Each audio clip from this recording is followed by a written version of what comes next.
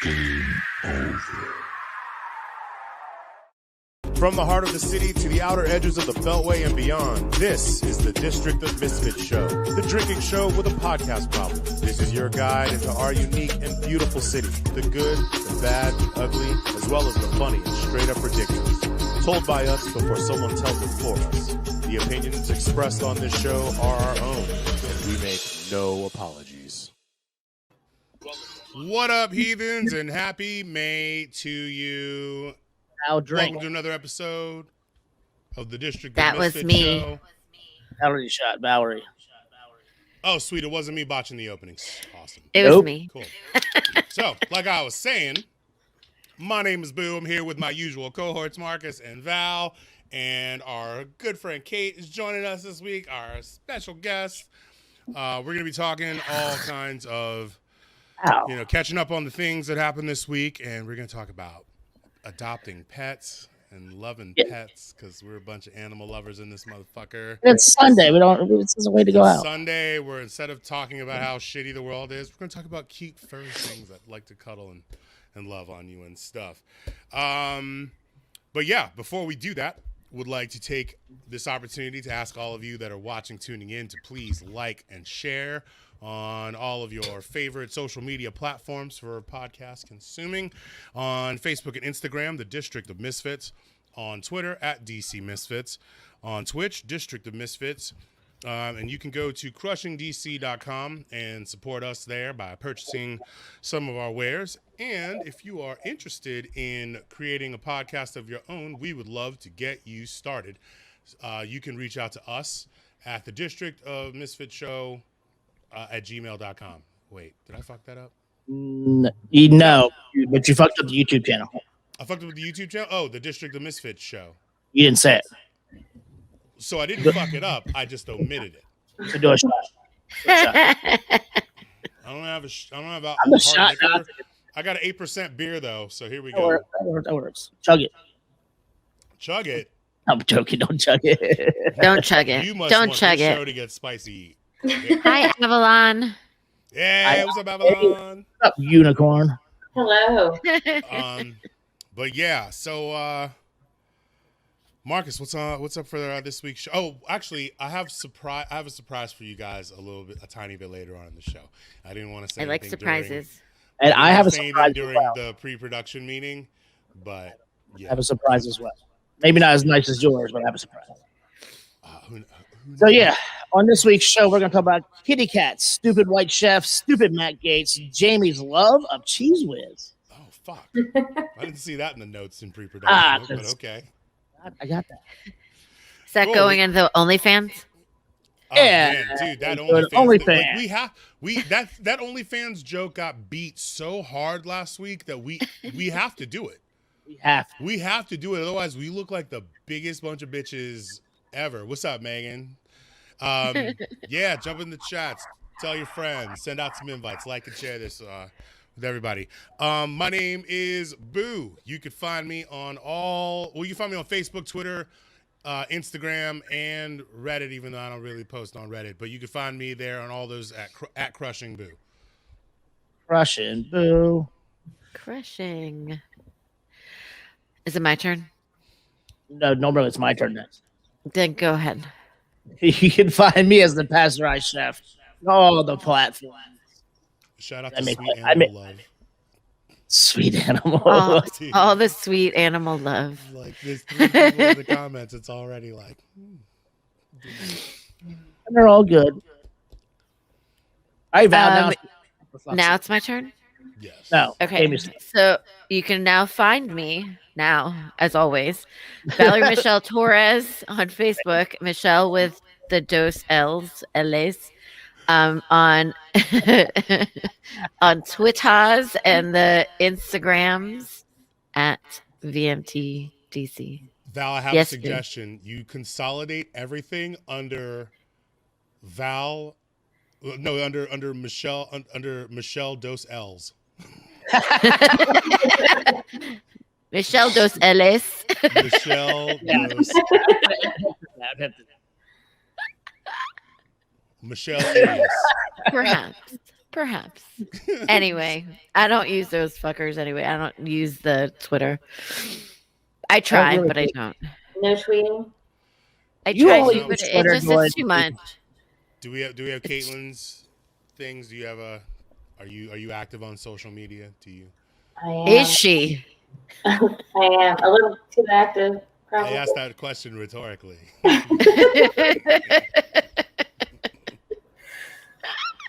Where can you be found if someone wants to? Skiathony Wild is the main one, but I also have the Kittens of DC, Bartenders of DC. Marcus, do we have a graphic for any of that? No, 'cause I didn't get those graphics. Marcus None of hates those. us, though. None of those things. Marcus hates Okay, us. He look, if you doesn't just work send me a hard. text- He doesn't work hard on this show at all. It was in her email. It was in the email. God damn it! Didn't I The do files are inside the computer, Marcus. that? I would mean, do the shot. Yeah. do the shot, Marcus. It You was gotta definitely in her You gotta email. take that mad dog to the shoulders. My shoulders were sunburned, That's bro. Especially yours, because I know not that your he was shoulders. like eyeing me and being like, "You didn't send them to me." I was like, "They're in the email." She sent them in the email. One day we'll hire some poor intern to document the shenanigans behind the scenes. And Mike. It'll be like VH1 behind the music, but behind the podcast. Up there, it is. You are correct. There, yeah. We're so close. To I was so achieving fragile fame about and the. fortune. I was so broken by looking at all the pictures that I didn't see the. Were you He proud of literally that, like Marcus? he like stormed off. He was like, "There are so many pictures on here. Tell her to tell me which one." Sensory overload. That's not even a lot. Do you know? Too- That's not a lot. Too Motherfucker, much when I have time. And like then I was 20 like, she minutes, really did put in a folder with only 5 pictures that are like edited Yeah. pictures. Do you know how many pictures I actually had? Like 455. Okay, I felt and I like- narrowed it down to 5. Marcus's brain would have leaked out of his ear. That is a fucking true story. Drip, True drip, story drip. because it almost happened this week already once. So that. Oh, we got a shout out to Marcus from Delaware. What up, Mark? Delaware? Cold chili. Delaware. Oh, that's one of my former cooks. Val, you actually might have met him the other day. It Yeah. was like 2 weeks. We ran into him. He came Y'all up may to not me. know this, but in Delaware, Marcus is a minor celebrity. Well, let's not get ahead of ourselves. Really He's now, infamous, if not famous. I won't say. Yeah, I'll say more. Although, there was this one time we were walking in like the Grotto's Pizza, and this dude like from the parking lot was like, "Yo, what's up, dude? What are you doing back in town? They let you back in here?" Product the most hated person in this town. That's exactly what he said. He was like, "Aren't you like the most hated person in this town?" Yep, I know how to pick them. Some of my best friends are the most hated person in town. What are you talking about? Right? You know, so yeah, before this all gets away from us and before Jamie comes Delta forcing through the fucking skylight again, let's do safe words. I'm going first. My safe word is kittens. Oh, okay. And I'm writing it down so I don't forget. Well, hold on. I'm actually. Let me put them in the notes. Shit. What yours is kitten? Plural, kittens. Ton. Kittens. Pussies. Well, no. No. Hey, this is a That's family not- show. that's not Jamie's his kid safe word. watches. Jamie's kid is on it. He's actually part of our R&D department. People don't know that.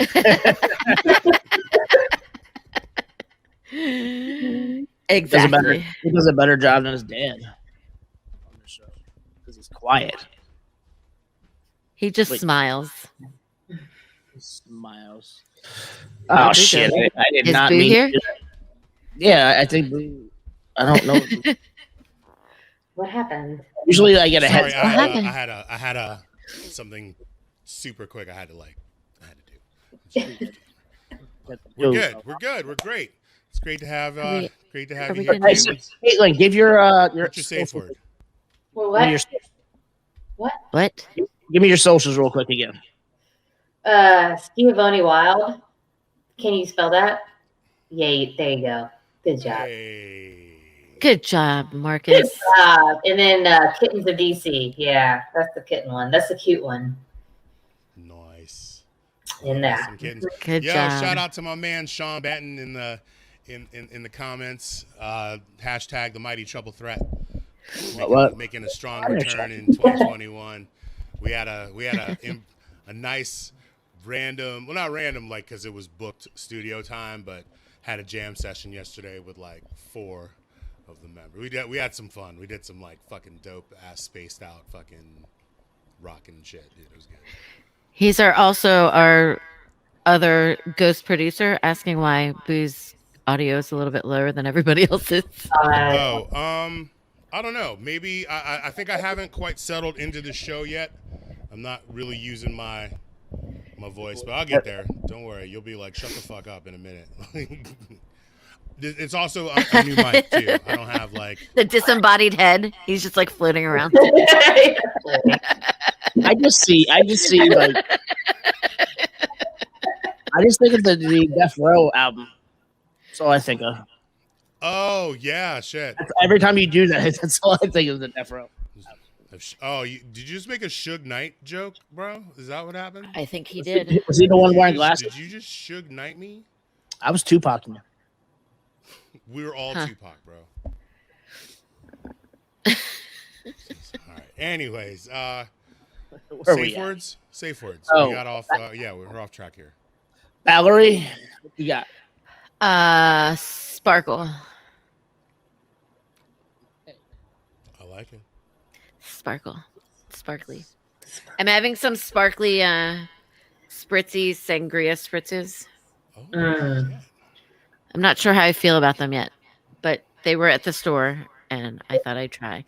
Marcus sent me off on to go to one of the I don't like it. Going to the liquor outlet store. It's I already am, everything's an outlet store in Delaware. I'm like already so distracted, like I'm so easily distracted and I'm so indecisive, and I walked in there and I was like, holy fuck, look at all these things. Like it's like it took me, and then the one thing that I was really trying to look for, that I was tasked to find, was the fucking Mad Dog, which they did not have. Yeah, so then I had to go to a different store to get them. You can't go into like it's like walking into Harris Teeter's prepared food section when you're high. It's too much, man. It's just way too much. Not a good idea at all. Fuck. Not a good idea. So crazy. Hey, Marcus, quick question: is there a way to raise my audio on your end in case it is a problem with me? Let me figure this. It's important. We don't know these things. We can't hear these things in pre-production. So everybody in the comments, in the chat room, everybody watching, like, your feedback is important. 100%. What was your safe word, Val? I don't know. I already forgot it. You don't already forgot it. Sparkles. Sparkles. I put spark. I'm writing this down, even though You it's not put what? my safe word. I put sparkly. That's what you said. Sparkly. Yep. Sparkly. Sparkly. That works. Okay. You know what I realized we've been fucking up? We should have been Everything? cataloging. Well, I mean, aside from our lives. That's how do you think we ended up here? We should have been cataloging all of our safe words from the beginning. Can you imagine how fucking hilarious? Well, we can do that. I mean, because in a sense, we have cataloged the safe words, but like, well, the reason we can do it is because we need to get that guy. We can do it because of that guy. Because every episode we've ever from DC as fuck. Except for a couple lost episodes that shall never be seen again. Yes. Well, you know what? We can still pull the safe words from the beginning of those episodes. We just can't. We just have to cut them off after like the first 45 minutes. But there's no evidence of that one show when I had a man bun. Oh, you were rocking a man bun too. You had man bun energy like a motherfucker. Yeah, you did. Woo, Marcus. Woo. Even Mike had to call you out. Mike was like, "Yo, Hashtag Marcus. man bun energy. mini, not just man bun, mini man bun, Mini man teeny, bun tiny energy. little man bun." Dude, I wish I was wearing a black turtleneck now. I'm into this whole disembodied head thing. This is I'm feeling this. This is gonna come in real handy in hour number 2. Yo, Megan with the timestamp. 10 minutes, 25 seconds. Um, Oh, Oh, Lord. I'm on board. Wait, who hasn't picked their safe word yet? Marcus and Caitlin. Yeah. Caitlin, Granddad. you're our guest. You go next. Uh, Say granddad. It's raptor. Raptor. As in Velocir. Okay. I'm into it.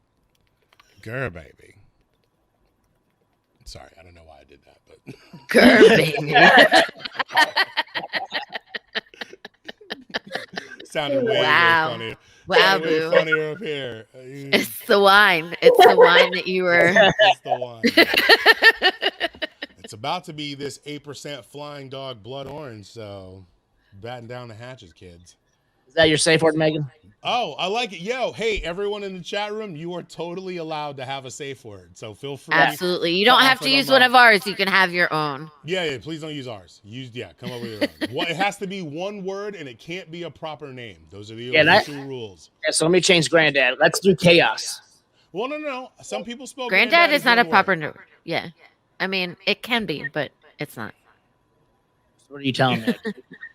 I mean, if you want to change it, Marcus, now's the perfect Yeah, time. I'm gonna go to chaos. Not Yeah. like you will ever use it. Chaos?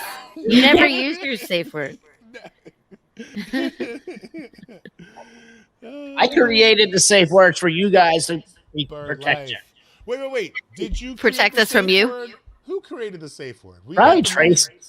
We might have to go back and do some archaeological fucking Digging. exploratory work here on the origin of the safe word on this show. The origin of the safe. Yeah, I really want to know where Oh it my came god, yo, Avalon! If someone yells cat poop, you know the party's over.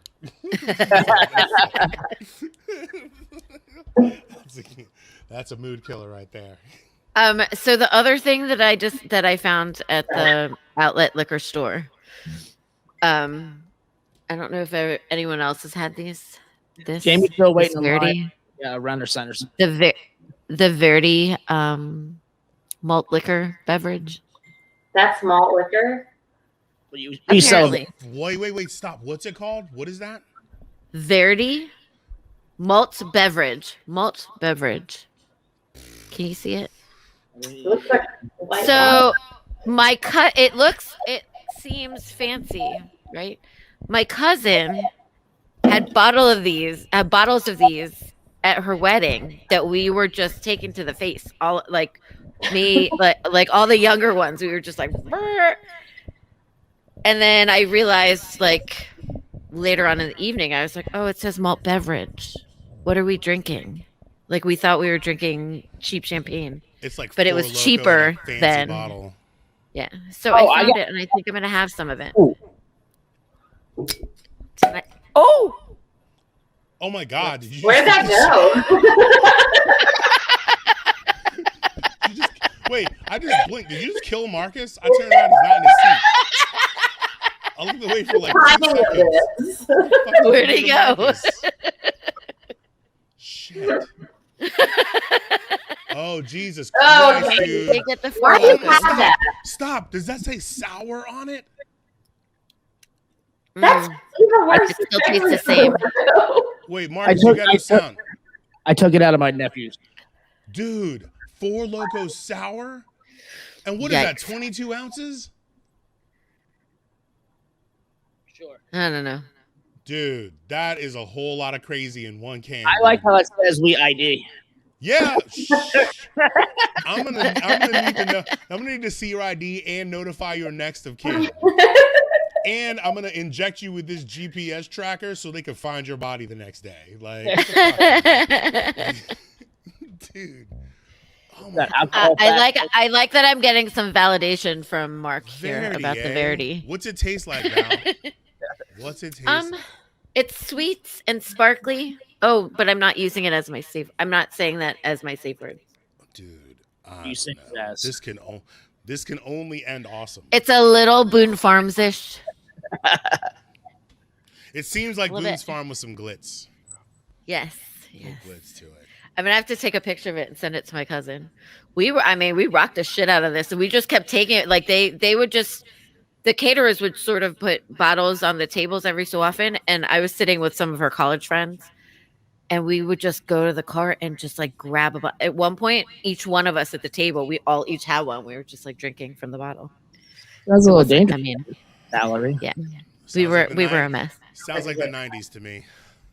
It was 2005 is when they got married. I think six There you maybe. go. Wait, when did Michael Jackson die? Not sooner. Oh shit! I was at a wedding. I was at a wedding that day too. Yeah, so it was their rehearsal dinner. It was their rehearsal the night of the rehearsal dinner that he died. 2010? Can that be? Okay, No. so 2010 was when they got married. That makes I think it was 2010. sense. I don't know. Marcus, Yeah, I bing guess that so. shit. Bing that shit, Marcus. I can do that. 2359. So yeah, so the best is that my cousin, my family. For those viewers who don't know, my nickname is Bambi. Family and other Filipino friends will call me Bambi. So Carissa is my cousin. All of her friends, they all knew me as Bambi. They don't even know my for real name. And all these white people calling me Bambi and just like calling my name like throughout the wedding. It was just funny. One of her best friends, now husbands, but they were just dating at the time. He was after the wedding, we were all in the hotel. And I was going into my hotel room, and I hear down the hallway, someone going, Bambi, Bambi. And I turn around, I can't see anybody, and I see someone peek out from like the stairwell, and he's like, Bam. And it's this now husband of my cousin's friend, and he locked himself out of his hotel room because he was a little bit hammered, and he was just in his boxers. And I was like, I was going to ask you, dude. Well, I was like, hey, how are you? He was like, can you find Meredith? I need to get, or he was like, can you like call the room or something? He was like, I can't get, she's passed out. He was like, I need to get into the room. Oh, I felt his pain. I told the story about getting locked out of my hotel room in Vegas when I was naked. That same weekend. It was the same weekend of the Forest Glen metro crash. Like, we had just checked into our hotel rooms and turned on the news. And in Vegas, fucking NBC News was like, fucking, they're, I guess, piggybacking off of that feed. So, like, yeah, we're unpacking our shit, and there's like, Forest Glen train crash. And then that was like Thursday. And then 2 days later, the Saturday of that weekend, Michael Jackson died. That's crazy. Time. Yeah. Wow. I mean, so at the same time, there were two different gentlemen getting stuck out of their hotel room naked or partially naked at a wedding. Whatever day of the week that is, beware, y'all. Beware. I think it was like June 26th or something like that. Put a shoe in the doorway or something if you got to step outside your hotel room. So Michael Jackson, he died 2009. 2009, yeah. What day? June 25th? It was a Saturday. I remember that much. Hold on, let me find the fucking day. Tits, Marcus. What the fuck, dude? Come on, Bing. Marcus did the lazy Bing. What year did he die? I need to know the exact date and time, pronunciation of TOD. Here I go. In honor of that day. I'm gonna see if I can make it through a whole show without Petey harassing me to let him outside. Because I'll take money on the. I let him out. We should right we before should the all show just started. like bet on the over under of when Petey's gonna need to go to the He's bathroom. already in my shit, and I'm like, "Fuck you, dude." I just 34 let you minutes. out. What? Huh? It was June 25th, 2009. Yeah, that's right. June 25th. Happy early anniversary, Crazy. Mark and Alex. What? Better It's better funny. early than And late. Carice and Sam. Yeah. You would always Um, Yeah, so we're kind of meandering, but how was Sorry. everybody's weeks? Like real short and sweet, real fast. I got my second COVID shot. Woo! I am 1 week out and- from my second one, so. So I don't know. You won't be able to see it very well, but look at my arm. Damn! So nice. What the fuck happened? Who hurt you? The lady, I'm like convinced the lady just did it wrong. Which one did you get? Moderna. Oh shit! I Oh, got I'm Moderna. looking Mine at him didn't. too. I'm so glad we're Yeah, I didn't have that, dude. I got So bu- like, so she when she did it, because of course I was taking a picture, right? So I wasn't really paying attention. For sure. That's And why. I definitely felt it. You know, the first one I didn't feel at all. Not at all. I didn't feel her putting the needle in. I didn't feel her injecting the vaccine in. It Nothing. looks like she stuck it in and broke it off, dude. Right? So then this one, my brother, so I texted my brother right after because I was like, dude, what happened? Like, what? This was very different. Am I dying now? And he was like, no, he said that they've been using a different needle for the second Moderna shot. They've changed the needles. And he said sometimes, so I started bleeding. You don't. So change not the just horse like in a the middle of little, the like, race, dude. not just a teeny tiny little bead of bleed. Like it dripped down my arm. And I didn't even realize until she was like, oh, let's wipe you up. And I looked over and I was like, oh, it like dripped onto my leg. So you blooded I a was lot. like, whoa. I blooded a lot. You blooded And a so lot. then I was like, okay, whatever. She put a Band-Aid on and then I had to go to work. I went to do expo at Pennyroyal. And I was like, whatever, I feel fine. And then I ran my hand over my arm and it was like as if I had like been stung by a spider or bit by a spider or something. It was like super raised. I didn't notice a bruise at first, but by the time I got home, it was like bruised like that shit. And it was like the whole my entire deltoid muscle was like hard as a rock, like just inflamed and angry. I was like, what happened to me? Dude. You You guys are gonna have to give me 1 second. My cat is apparently starving to death. I just gotta get Oh, you- no. right back. Yeah. So I mean, my brother said that it's not uncommon. You know, my brother's a doctor. So he's been administering these shots also, and he said like at first like they weren't prepared for like the people like he was like, yeah, the second shot it definitely happened. Some people bled, and he learned pretty quickly that you put a gauze right away. That clearly this lady was not paying attention and didn't think to put the gauze on my arm before I dripped down onto the floor. But yeah, I was like, well, what happened? Like, am I like not fully vaccinated now? Did some of it drip out of my arm? Like, what did you do? Did you like do it wrong? Some of it, never mind. I was like, what happened? Is this not Some right? of it Did ended you not up a do it right? stain on the sleeve of your shirt. God damn it. But I mean, fortunately for me, like all kidding aside, I would rather have this like pain in my arm than like what some of the other people were having that like the flu symptoms. So like, I mean, I still worked. I worked Friday and I bartended Friday and Saturday night, and like I definitely I felt a little foggy. Like So, there were some times that like I would make the wrong drink. I'd read the tickets and I think I was making one thing and then I'd be like, oh no, that's not what I'm supposed to be making. But So two whatever. things.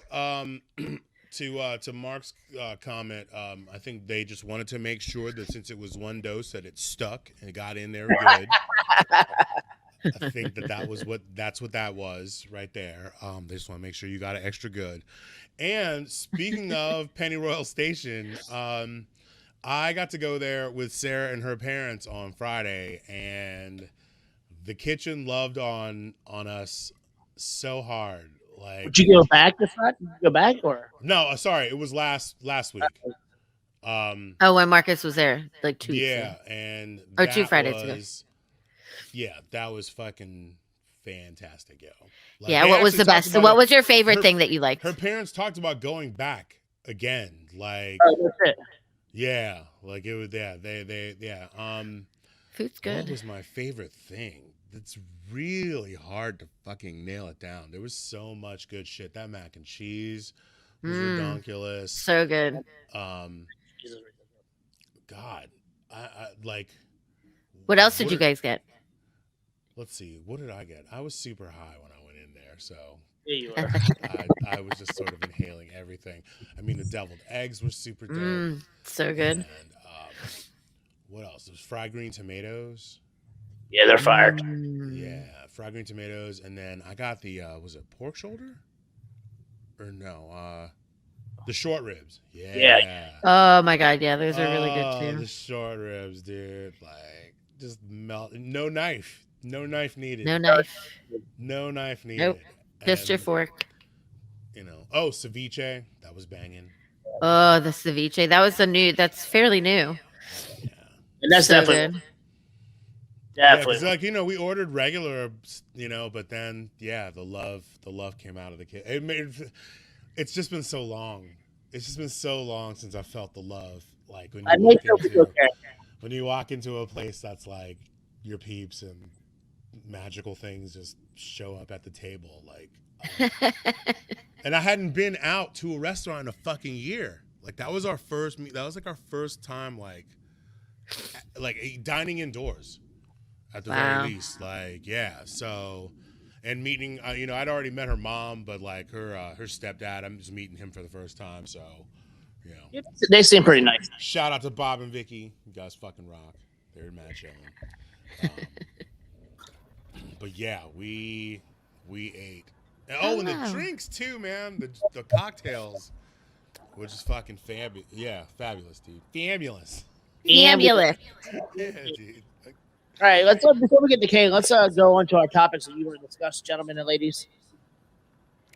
what? Oh, Huh? you mean? Yes. Let's follow the show note. Let's continue with the show.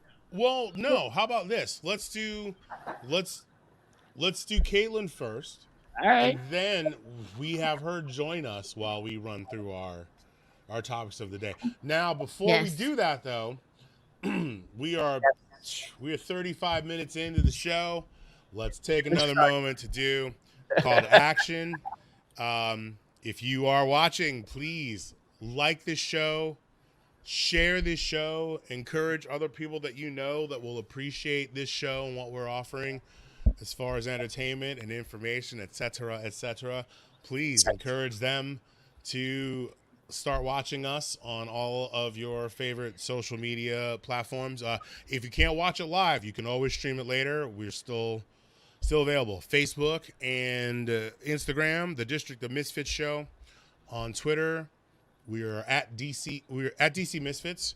We have a YouTube channel where you can definitely find previous episodes, everything, including other shows that are being produced through District Dogface Studios, who is also producing this.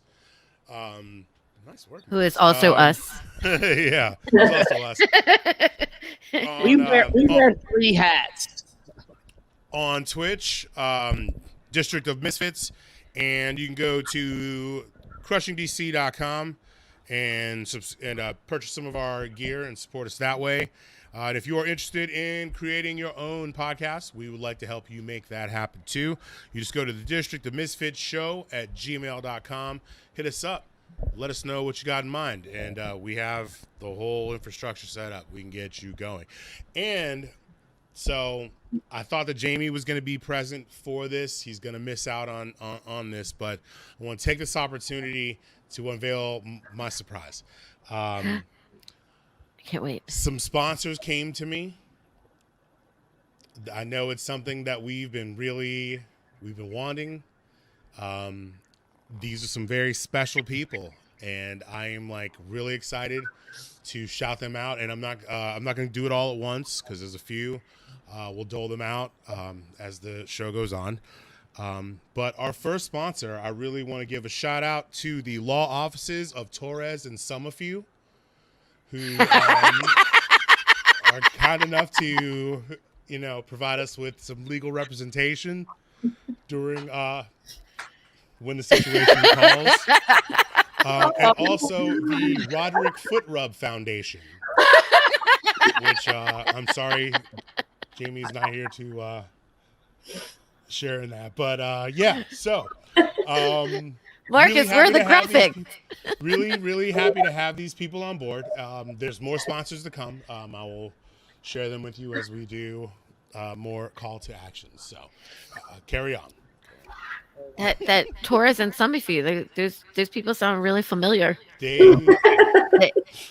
They must. I feel like they're high class their representation. motto is, right we there. mean business.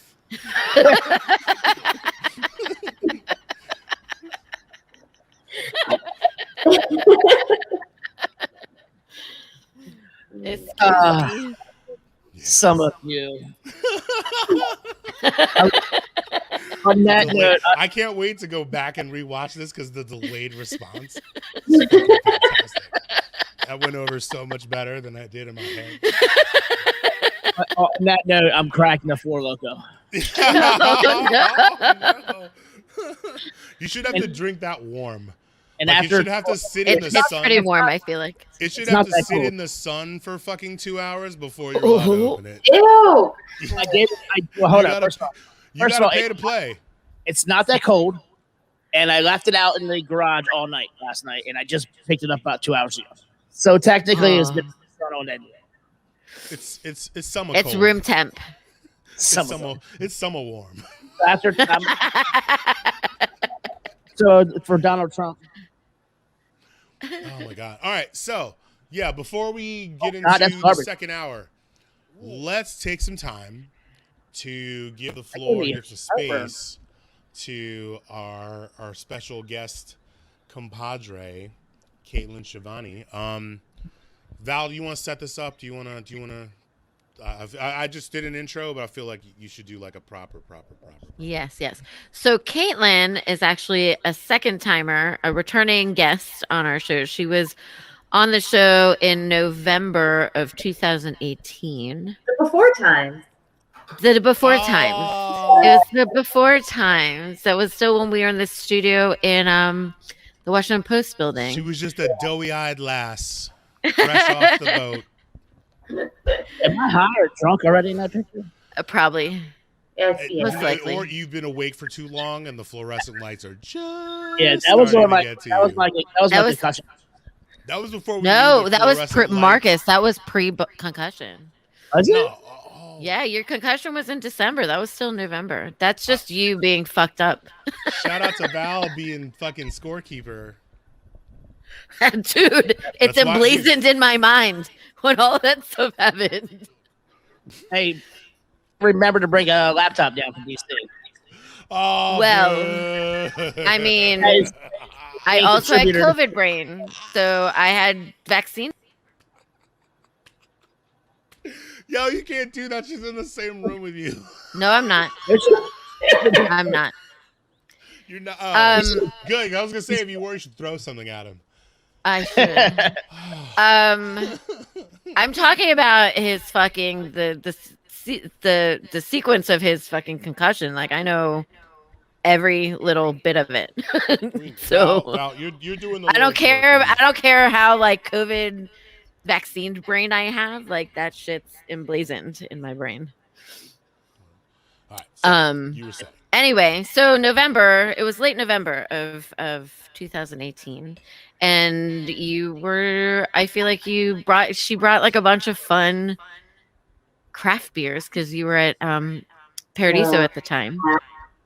Those are good times. Good times. Those were good times, you know. And so Caitlin, what I want you to sort of walk us through from that time. Obviously, like a couple years go by, and then we have This. You went to school, like you were in school, Mm-hmm. and you ended up leaving the bar altogether because you wanted to focus on school. What were you in school for?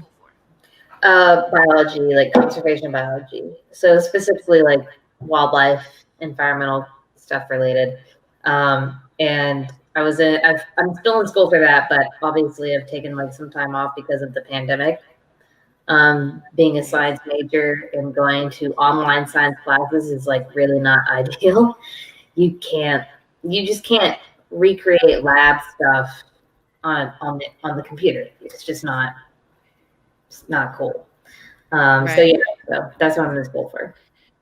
Right. And you've been working in the elephant house. You were volunteering at the zoo. I mean, Caitlin is super like it's very admirable. It's, for me, like you're so committed to wildlife conservation in really every facet of your life. And then you were in school for that. You were like the first person on our show that like legit had like that type of experience. It was dope. Yeah. Wildlife angle, yeah. Yeah, and then you went 2 times, right? You went to I know that you went to where did you go first? Somewhere in Kenya Africa. Kenya first. Kenya first, and then Nepal. Right. And then the COVID happened. You were planning on going somewhere else, and then COVID just Yeah, ruined everything. I was gonna go to South Africa and Madagascar. The panini happened. Yeah, and then the pandemic happened, and the school canceled all of our international trips, everything. So Which sucks. Yeah.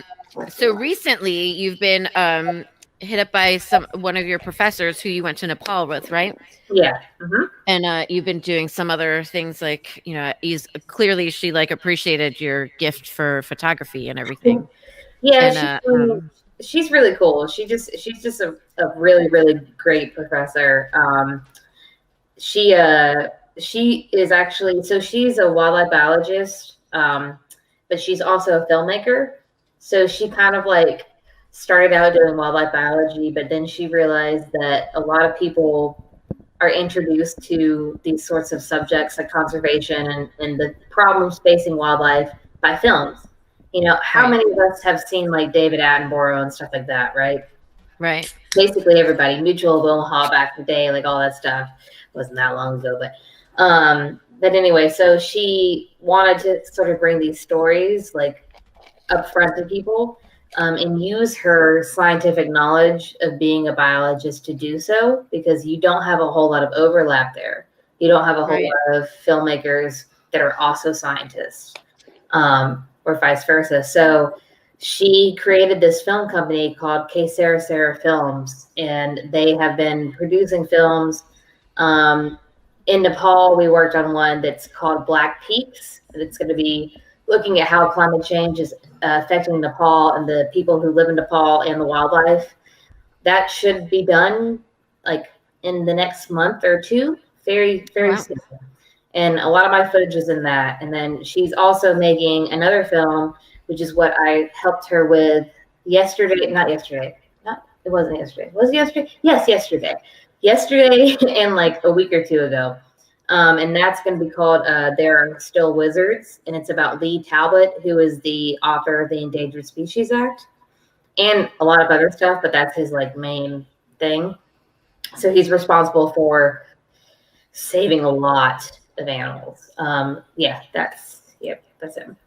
So that's what I've been working with, and I hope that I want to keep working with her as much as possible, because it's just really an amazing experience all around. You mentioned Mutual of Omaha, and fucking all of a sudden I was like transported back to my childhood. Like, yeah, that was my Mutual of Omaha, Wild Kingdom.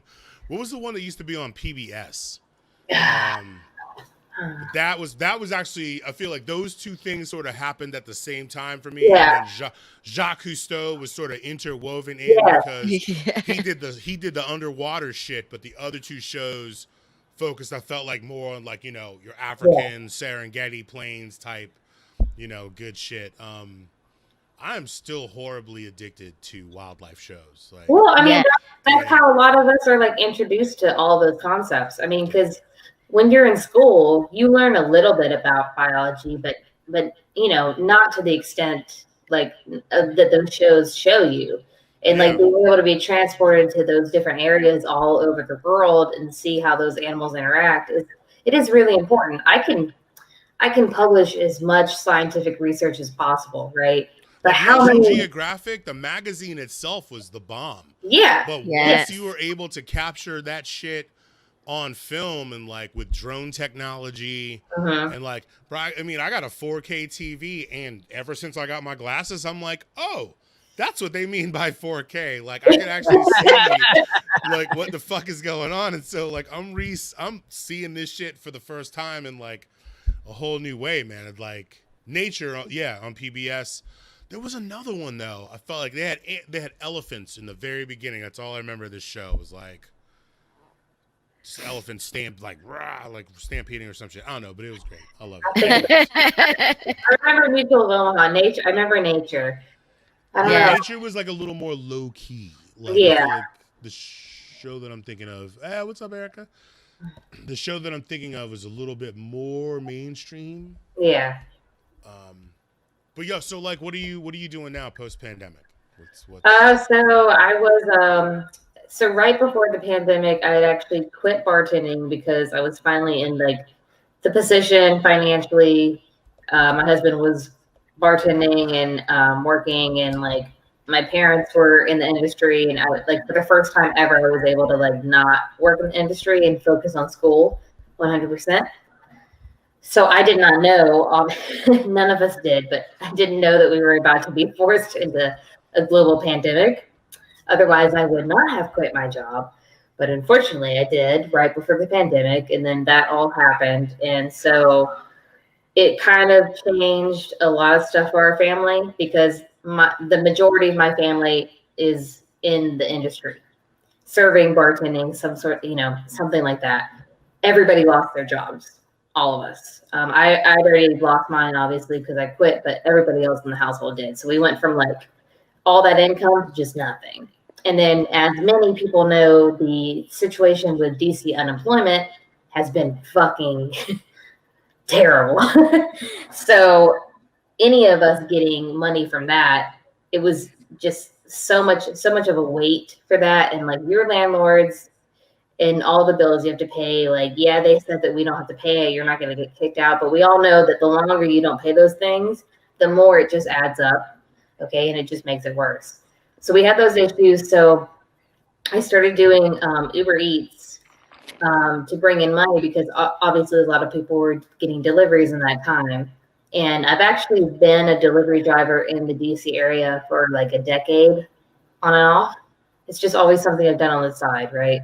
So I'm already familiar with it, the whole process and all that stuff. So I started doing that, and I've still been doing it. I'm still doing it today. I did like pick up some shifts at Beer Garden House on H Street Northeast. I was there for a little bit, but I have had like some problems with like my back and my neck, like neck issues and back issues, and like driving is not that bad, but the repetitive motion of like bartending and stuff is actually like really, it's really bad. This act. Yeah. This and then pouring motion, and like draft beer and all that repetitive stuff. motion over and over and over again. Yeah. So speaking of Caitlin, I just gotta. I'm 5 days in. Actually, no, shit. I started on Thursday. I got a gig delivering luggage from National Airport for various people, and like a couple people have been like, "Yo, man, how are the tips?" And I'm like, non-existent. Like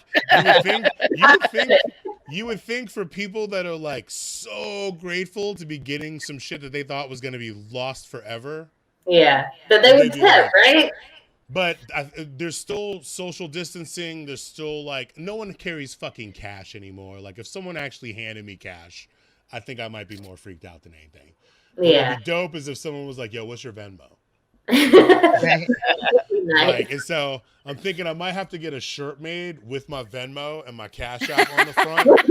And then when I show up with these people's bags, I just stand very prominently with the Cash App, you know? And as they compliment me and like, because I haven't, let's say, just like I said, I'm only doing a couple runs.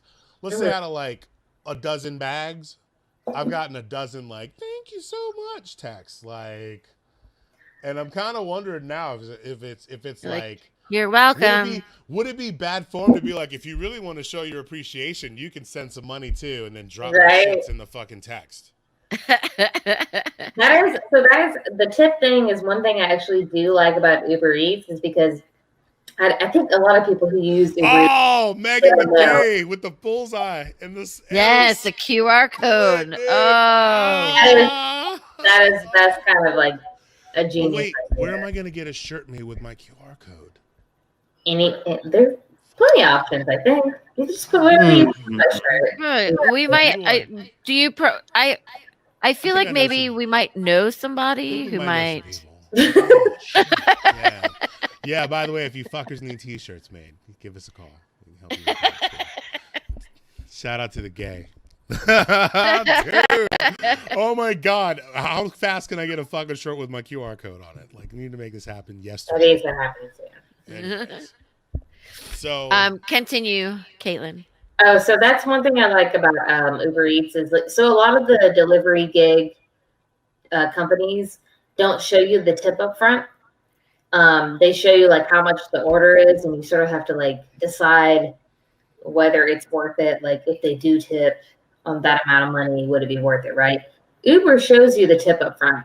You don't actually know how much is the tip and how much is the fare, but you still know overall, like if somebody's tipped ahead in the app, this is what they've put on there. Like that's how much money you're going to get. So by the way, if any of you guys are ordering Uber Eats, if you're waiting until the end to tip, your order is probably going to get declined more because the drivers are going to see a lower amount of money on there and they're not going to take it. Like I wouldn't take that shit. So, but yeah, so I found that with Uber, a lot of times it's either exactly what it said it was going to be, which is fine, or they actually tip more. With the other delivery companies, sometimes you just have like no idea and you don't get tips on any of them. So that's been very helpful. But you know, it's not the same as bartending, obviously.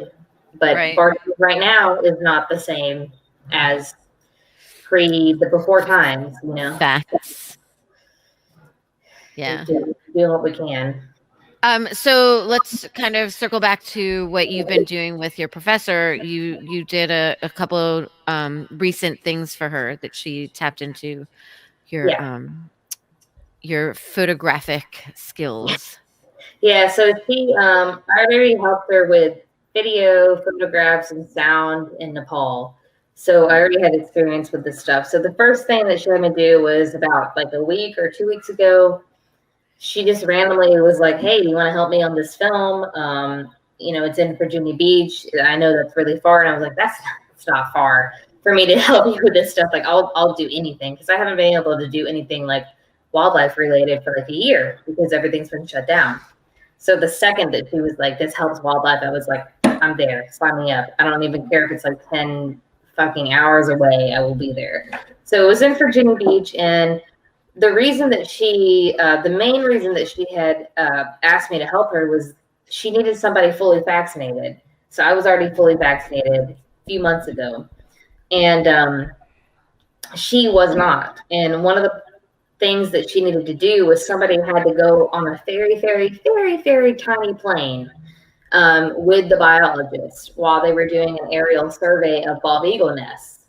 And so obviously, like going on a tiny plane like that, if you're not fully vaccinated, you know, not a good idea. And she's always been really worried about getting COVID and has been really safe and did not want to put herself in that position. I was like, yeah, fully vaccinated, put me in that plane with anybody. I don't care. I have a 12-second clip of your flying. The flying, yeah. So let me put that on. Okay.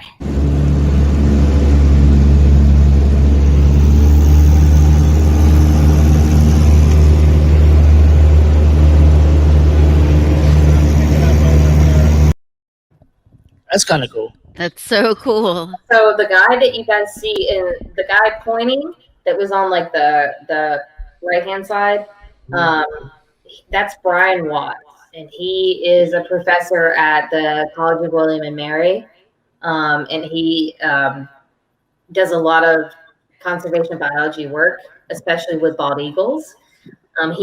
He and some of the other people that we've worked with on this film are like some of the main people that are responsible for bald eagles coming back to this area, the DC, Mid-Atlantic, Virginia, Maryland area. They have between them, they probably all have about 400 years of research experience on these birds. Dude, and there's like bald eagles in the area too. There's tons. Like I started recently doing a bunch of walks down the Anacostia fucking trail.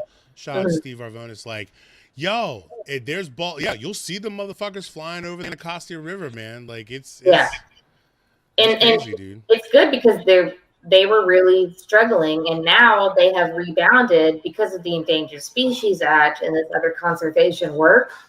That's it. So that's like a 6 to 8 week old chick. Looks like a little dude. That thing will snatch your baby. Yeah, it was literally only 6 to 8 weeks. But anyway, they have rebounded so good that they have actually like surpassed the population expectations of the biologists, which is great. So he was taking us up in that plane, and are you tagging them? Is that what I said? The nest. Yeah, so the plane thing was an aerial survey to look at all the nests. So in all these different places. And then the thing that I did yesterday that shot was just from with that chick was the banding of the chicks. Yo, that picture's from yesterday? Yeah. Fuck yeah, dude. Goddamn. That was yesterday. That was in Virginia Beach. And so what they did was they went up in the tree. They took these 2 chicks out, and they brought them down. They banded them with the little bracelets and everything. And then they measured. They got like the beak measurement, wing, tail, talon, stuff like that. And then they just send it back up to the nest. But they have to get all of that information on every single new chick that's in the area. Yeah. So. And Caitlin, you were saying, Dude, like you were telling some of us intense. Earlier that like the parents like didn't give a shit. They were like, sure, just take my babies. No, so yeah, so you would think like these like majestic birds, right? If somebody's fucking with their babies, they'd be like all about it, but they were just didn't care at all. They were flying overhead. They didn't even make any noise. Apparently, so the scientists, they told us that the eagles are actually really chill about it. And it kind of makes sense because like these are such big raptors. They don't have a lot of natural predators. They don't really have any natural predators because they're so huge, right? They said that the birds, the raptors that give them a lot of shit for this are like the little ones, like the peregrine falcons. I was going to say peregrine falcons are beasts. So they will mess you up. Those a bald eagle or an osprey will not do that much if you get in their nest, but the peregrine falcon, yeah. Because it's like, it's like chihuahuas, right? Like they act like they're way bigger than they are. They got to compensate. It's the same thing. Was it I guess it's Planet Earth. They do a whole thing about like peregrine falcons fucking run the New York skyline. Yeah. Like they're like pigeon control. Yeah. Like they show these motherfuckers dive bombing pigeons in Manhattan, and you're just like oh shit. Those falcons will beat up bigger raptors, like bigger eagles and stuff. They're. Well, they say that like they hit them with so much force when they come from that high and that fast that like they just stun motherfuckers, and it's just by the time you realize what happened, it's over. Like, they're amazing. Yeah. But yeah, those eagles that we saw yesterday, those chicks, like I said, were about 6 to 8 weeks. There's peregrine falcons in DC too. Yes. Actually, I'm not that surprised. Like. Yeah. I just feel like New York, because of the tall buildings and shit, like they've been nesting up there. That's a good space for them. But they are all over the Mid-Atlantic, as are ospreys, bald eagles. We have a pretty good amount of raptors in this area. But the bald eagles, one thing that stood out to me yesterday was like just the size of those chicks. So they are full grown by about 9 to 12 weeks. Oh wow! Really? Yeah, I mean those like I said, those chicks in those pictures were 6 to 8 weeks. Oh wow! So I mean they grow faster than any bird in North America.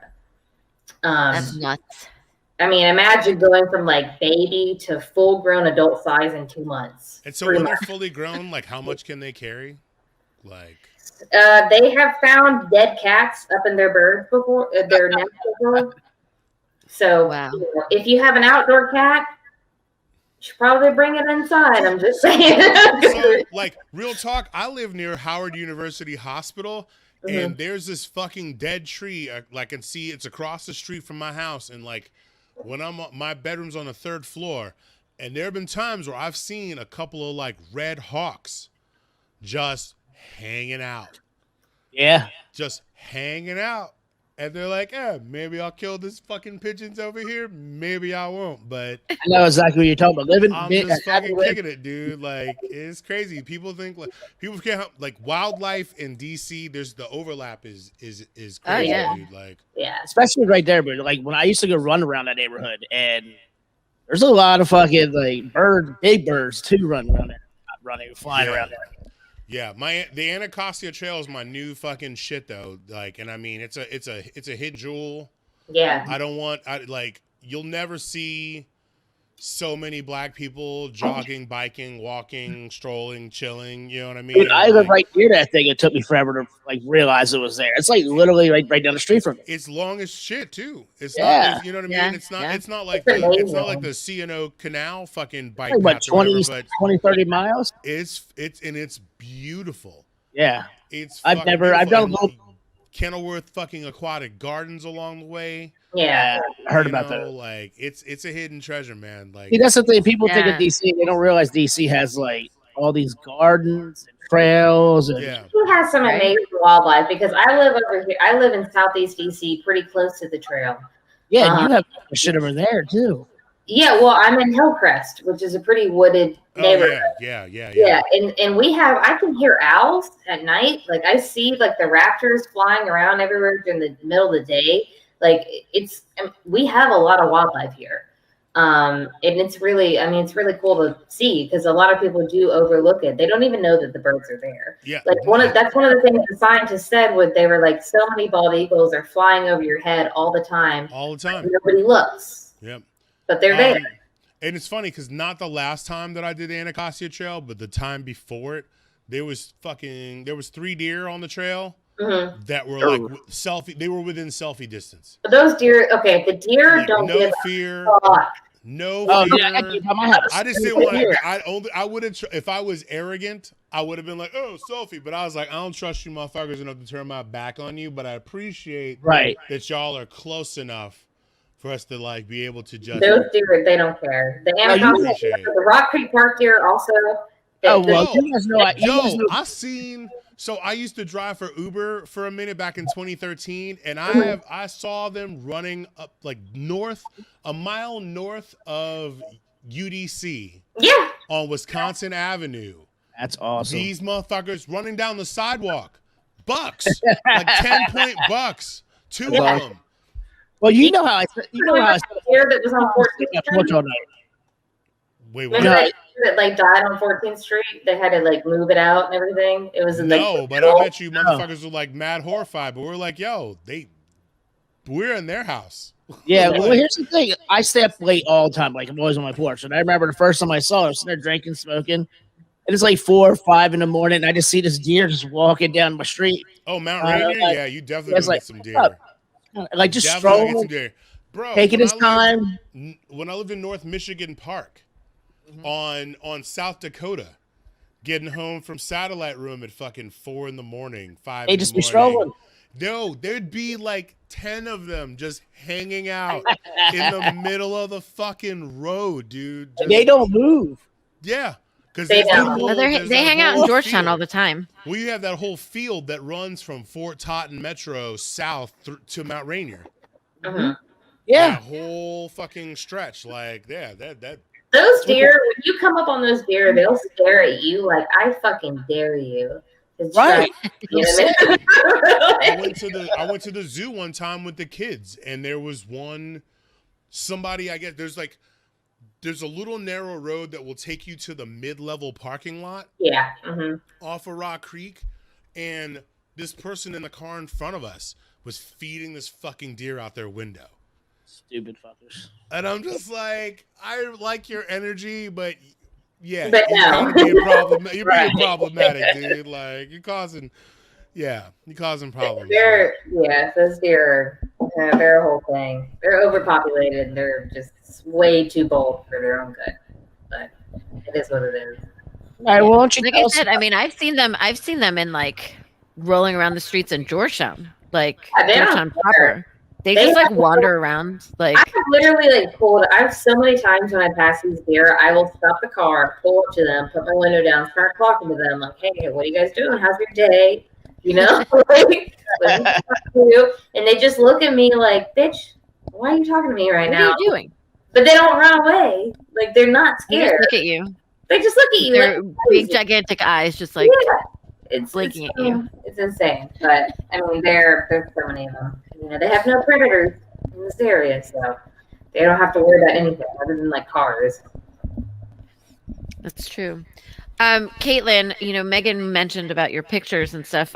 You also have been. When did you start fostering the kittens? It was a few months into the pandemic. I had moved right before the pandemic started to a house with an extra bedroom. That extra bedroom was supposed to be for guests, but now it is a kitten room, which I think is a lot better than PJ. So Definitely. these kittens, I think, make 29 since Wow. the beginning of last summer around there. I can go get them if you guys would like me to. Oh wait, no, I definitely will have some important questions for you about Le Kittens because I have some people that might be more than Interested. There was one thing I wanted to say real quick about the eagles before we get off that subject. Yeah. Is that whenever you guys see them, just remember that they're dinosaurs. Keep that in your head because they are. Wait, say that again. They're what? They're dinosaurs. Birds Dinosaurs. Oh yes. are dinosaurs. Birds. So a lot of people don't know that. I just want to like get that out there because if you look at their talons, it makes sense, right? But when people see, like that, like how can you look at that and not think dinosaur? It is a dinosaur. But they're reptiles, they're dinosaurs, and I just want to like I try to tell the general public that as much as possible. Megan, put that out there. Caitlin, Megan wanted to know: do you think there's been a COVID effect on wildlife? Coming back to urban DC, Yeah. yes, there has, but it hasn't been as like severe in this area as it is in other places because the wildlife here is already so used to people. And during COVID, really the only thing that changed here is that we're inside more, but it didn't really affect the wildlife population too much. Like, yeah, they came out a little bit more than they normally would, but in the general scheme of things, it's not going to have like a long lasting effect on them. And unfortunately, any climate benefits that we got from this pandemic, from everybody not going anywhere, are going to be erased basically immediately if they have not already been erased. Right. So it's just this 1 year of being in a pandemic is not long enough to have any sort of impact long term on our effects that we've already had on wildlife. With the exception of the fact that we know that everyone not being in a car all day, every fucking day, is better for everybody. Way better, but like how many people are actually gonna how many companies are gonna still go back to having people come in person even though they know damn well that they don't have to do it? Capitalism. Exactly. Capitalism. All right. So thank you for talking. Like, not like you're going anywhere. We're gonna talk more about your shit, but because again, I know some people that are gonna be definitely interested in some kittens. Yeah. Oh shit. Yeah. I mean, in addition to her fostering all these kittens, like Caitlin, you really have. I mean, we've talked about this before, and like other people have comments about this to you that you really have. Like, I mean, you're a great photographer. You've taken pictures, you know, with the bartenders in DC. Like, you like to take pictures of people and everything, but you really have a gift for like capturing animals. Yeah. And it really is like, you know, all your pictures that you always post with like the kittens, they're so cute. And you like really capture their essence. And I mean, they're just. Did you just say she captures their energy? She captures their essence. I'm gonna punish myself for that terrible word. I like Terrible photographing joke. animals more than people. I mean, who doesn't? Who doesn't? So And it's not just Marcus- cats. I mean, like if you go through, if anyone has a chance to really look through Caitlin's website, I mean, like you Go take for pictures of the channel. elephants all the time. When you went on your 2 different trips, like the pictures of the animals that you took Yeah. were just amazing, and I cannot emphasize anymore how talented you are as far as taking pictures. I mean, in general, but like also in particular, taking pictures of animals. Thank you. So let's take a quick break. Marcus play a video of some type, and when we come back, we will talk about our stories of the week, things that have been interesting us and such. And yeah, So basically, I'm playing TikToks. whatever's clever, bro. Like you could, like I said, you could play the one that we didn't have time to do last week or whatever. I need enough time to walk to the fridge and Gotcha. give my dog the finger. You give your dog the finger, he's gonna make you take him out. So Be nice to Petey. Of course. He's also a dinosaur. Yes.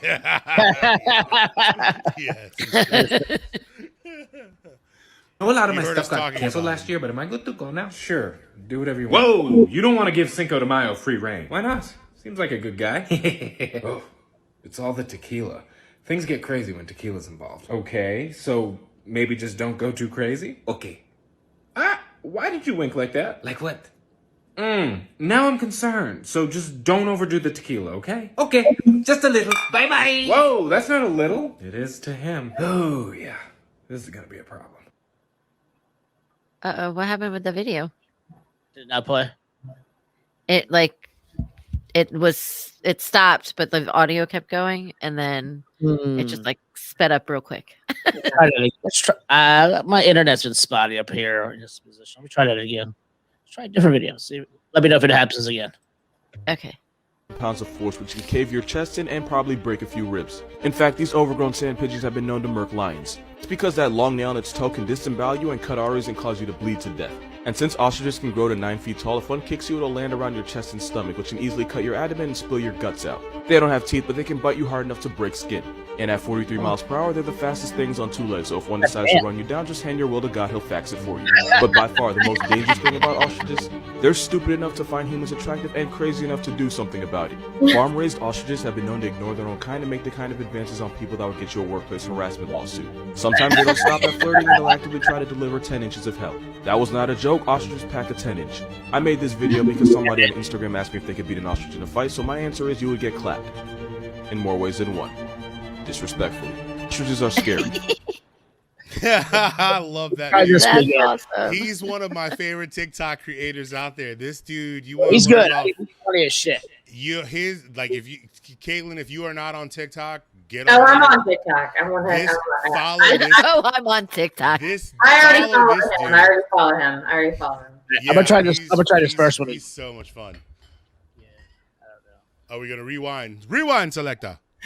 Let's see. How's my audio? Is it I know a better? lot of my stuff got canceled last year, but am I good to go now? Sure. I'm gonna Yes. go do get whatever you Whoa! want. You don't want to give Cinco de Mayo free reign. Why not?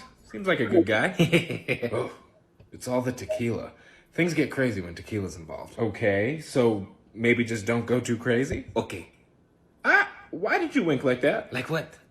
Now I'm concerned. So just don't overdo the tequila, okay? Okay, just a little. Bye bye. Whoa, that's not a little. It is to him. Oh, yeah. This is gonna be a problem. All right, that was a little bit better, but I got the point. That shit's Yeah. fun. Yeah. One more reason to stay the fuck home. P.S. Caitlin's birthday is the day after Cinco de Mayo. Seis The de El Mayo. Siesta Mayo. Yes. The post Tequila de Mayo. Hangover de Mayo. So, how many hangovers have you had? No, on? dude, I couldn't think of a better time. I couldn't think of a better time to go and get a drink than the day after Cinco de Mayo. Yeah. Well, Right. All the amateurs won't be there. Right. usually I'd be bartending, and then at midnight I would just tell everybody that's still at the bar, like, it's my birthday, so now you just have to tip more than you just did, and it works. So So, now that we're on the other side of this break, let's take a moment and do our call to action. On Facebook and Instagram, we are the District of Misfits. On Twitter, we are at DC Misfits. You can go to our YouTube channel, The District of Misfits Show, and subscribe and like all of our videos so that eventually someone will want to actually give us money for doing this shit. Eventually. And you can go to crushingdc.com and support us that way, purchasing some of our wares and prominently displaying them in every place that you possibly can. And if you want to create your own podcast, we would love to help you make that happen. Please reach out to us at the District of Misfits Show at gmail.com. And coming soon, our OnlyFans featuring starring Jamie, the mayor of Ranch Lube. The mayor of Ranch Lube, Pennsylvania. And speaking of,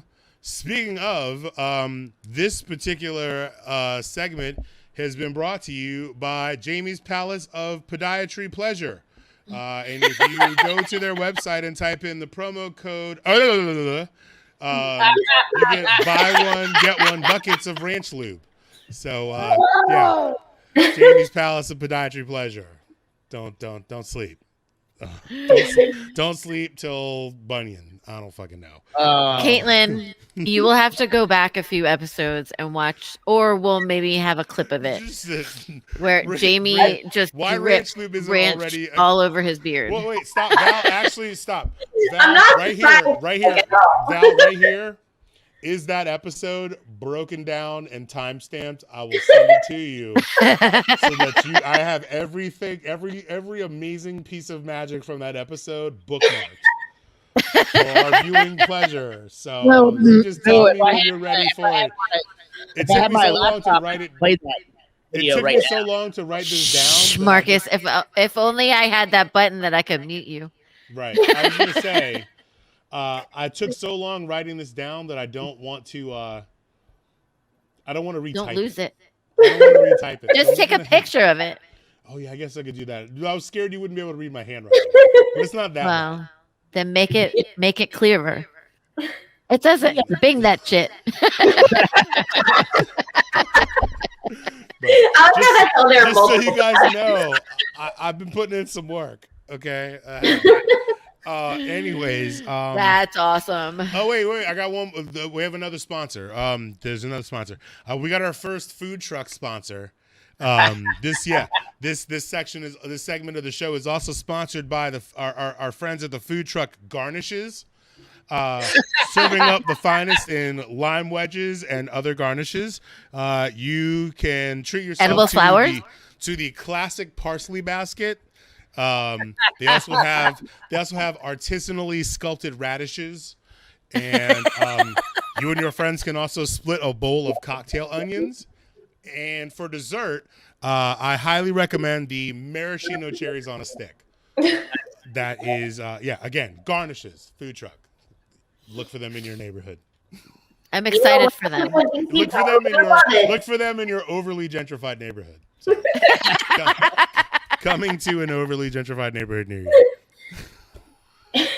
Now you know damn well some white people fucking go for that shit, dude. But that was actually a real thing. The cilantro in the cocktail onion basket. The stems taste so juicy and bountiful. Hey, you know what? It would give us, like, whenever they try to do it at our bars, we'd be able to be like, you know what? There's a fucking food truck for that. Dude, one of the things I was gonna have on here was the citrus bowl, which is literally just a bowl of lemon. Shit, just a bowl of lemon and lime wedges with some sliced oranges or like some orange zest over top of it. Situation. Put a rose water on top of it. We will never forget the great lime shortage of 2016. Oh, Caitlin, we've talked about that before. That's fucking for real.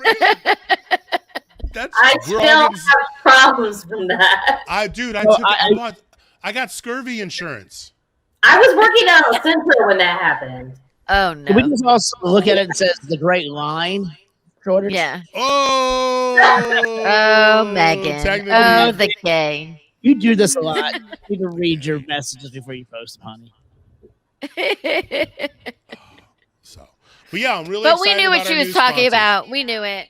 Very Yeah. excited about our new sponsors. They came, like I said, they came to me this weekend. They were like, they came to me. Were you stoned when they came to you? What? Allegedly. Actually, fuck Supposedly. yeah, this shit's legal here, man. What? Oh, I'm not saying it. Supposedly. Supposedly. Don't make me call the law offices of Torres and some of you. I feel harassed. Oh, Megan, it's a hard week for all of us. Oh, Just I have yeah. a big, I didn't gigantic do bruise on my sympathy. arm.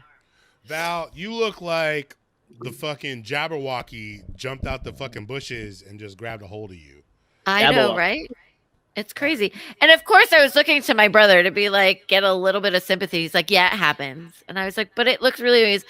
And I don't know why I thought any different because this is how my parents were when I was growing up, where every time I felt really sick, I'd be like, I really don't feel well. Like I could have half a limb hanging off my arm and they'd be like, just take some Advil.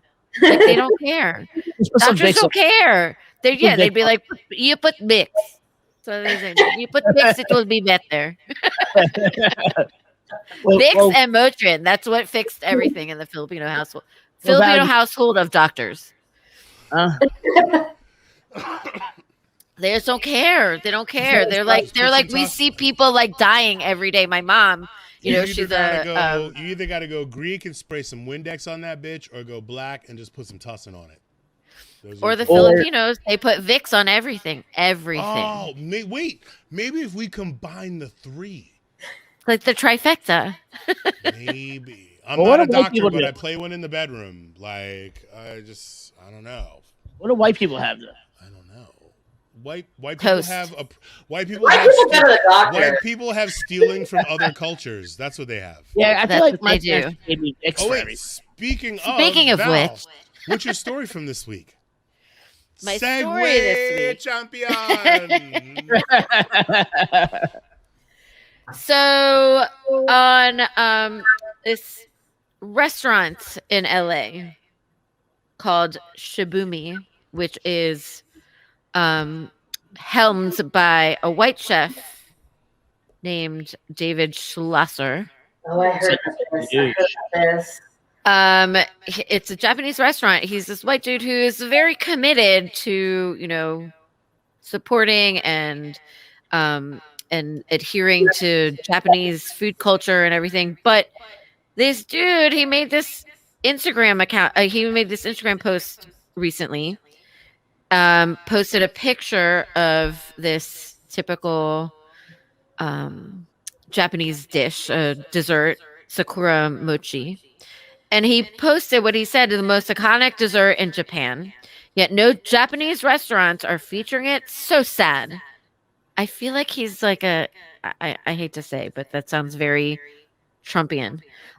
Makes my life harder. It's because the Japanese restaurants don't understand, appreciate, or care about promoting what Japanese cuisine is all about. Come get it at Shibumi, whatever, while it's in season. So the post in and of itself is problematic, right? Because he is a white man who's now appropriated Japanese food culture, which fine, like he is committed to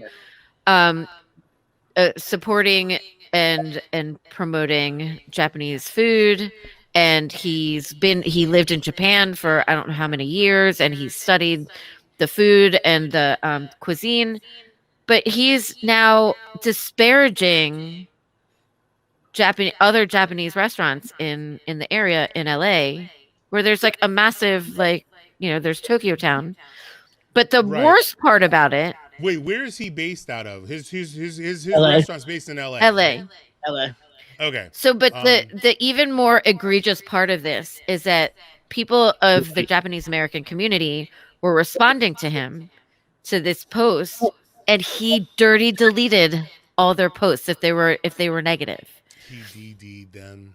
He DD'd them. Oh, dude, shout out, dude. I tell you what, people hate fucking screenshots, but screenshots are keeping motherfuckers legit and correct. Keep receipts of that shit. So here's the deal. Like, I'm gonna piggyback off of something that I see in the comments. He's entitled to his opinion. Here, okay, we talked a little bit about this in the pre-production show. Here's the deal. Food, just like music, is supposed to be one of the ties that bind us all together. Food and music are supposed to break cultural boundaries, racial boundaries. Food is supposed to fucking make peace in the fucking peak of war. If there's anything that can fucking make two people who do not see eye to eye get together, it's either food or music. And so that being said, as somebody who has been adjacent to the culinary industry for as long as I have been, there are people from every walk of life who are devoted to some type of cuisine that is not of the culture of their upbringing. I mean, Like, which is fine. yeah, we're first of all, and I'm gonna pre-preface this. We are all on the same page that this dude is wrong. He's wrong about the way that he fucking went about it. Like, but what I wanted to do, Val, was what he is doing is not cultural appropriation, but he took his love and passion for a cuisine and a culture that is not his too far. But what Right. he's saying is he knows I'm right better there with than the I'm Japanese right there community. with you. I'm right there with you. That's I'm where right like there the with you. appropriation I'm for right me there. lies, No, right? appropriation is when you mimic a culture without knowing the background. If I start dressing, let me finish. Just so I'm clear, just so we're clear. Okay.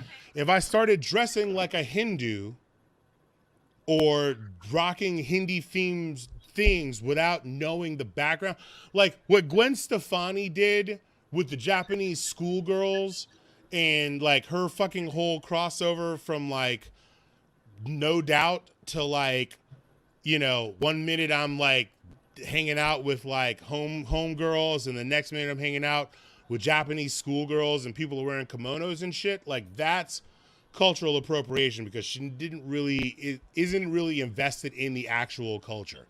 But if you go to culinary school and learn the ins and outs of Japanese, Asian cuisine, like that's not cultural appropriation. When you start to fucking poo-poo on legitimate Japanese people for not doing something that you think that they should be doing, that's when you've crossed the fucking line. Well, right. So that's the issue. So that's what people in the Japanese community in LA have been calling him to task about this, you know, and they're saying that like, and some of them haven't even been overly critical. They're not attacking him. The fact they're he's saying that like, anyone's comments, the fact he's deleting anyone's comments is right. wrong. So what they're saying, like some of the comments were like, maybe you just didn't know, you know, for the Japanese community that like, you know, there's something there's a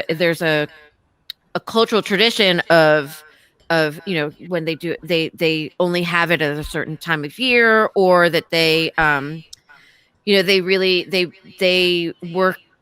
they're very committed to supporting certain restaurants who do a certain thing. So there's this one business that actually does make this the mochi thing, the what's it called, Sakura mochi, and that's been doing it for decades and have been providing it to the Japanese community and to the greater LA area for years, for decades. And they, as a Japanese community, they celebrate the fact that this one business does it well, and so other Japanese restaurants, out of respect and courtesy, they don't offer it because this place does. I think so for him to say that they don't understand and they don't do it, you know, like he knows better than they do about Japanese community culture is shit. No, and like I said, the biggest issue is that they're trying to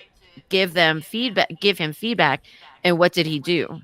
He dirty deleted. That's the thing, you know, that I and actually I'm gonna go ahead and retract what I said. That is a form of cultural appropriation. Yeah. When you block out and ignore the voices of people that are of the culture, Are of that are culture, letting and you tell are them that trying to they're wrong. educate him.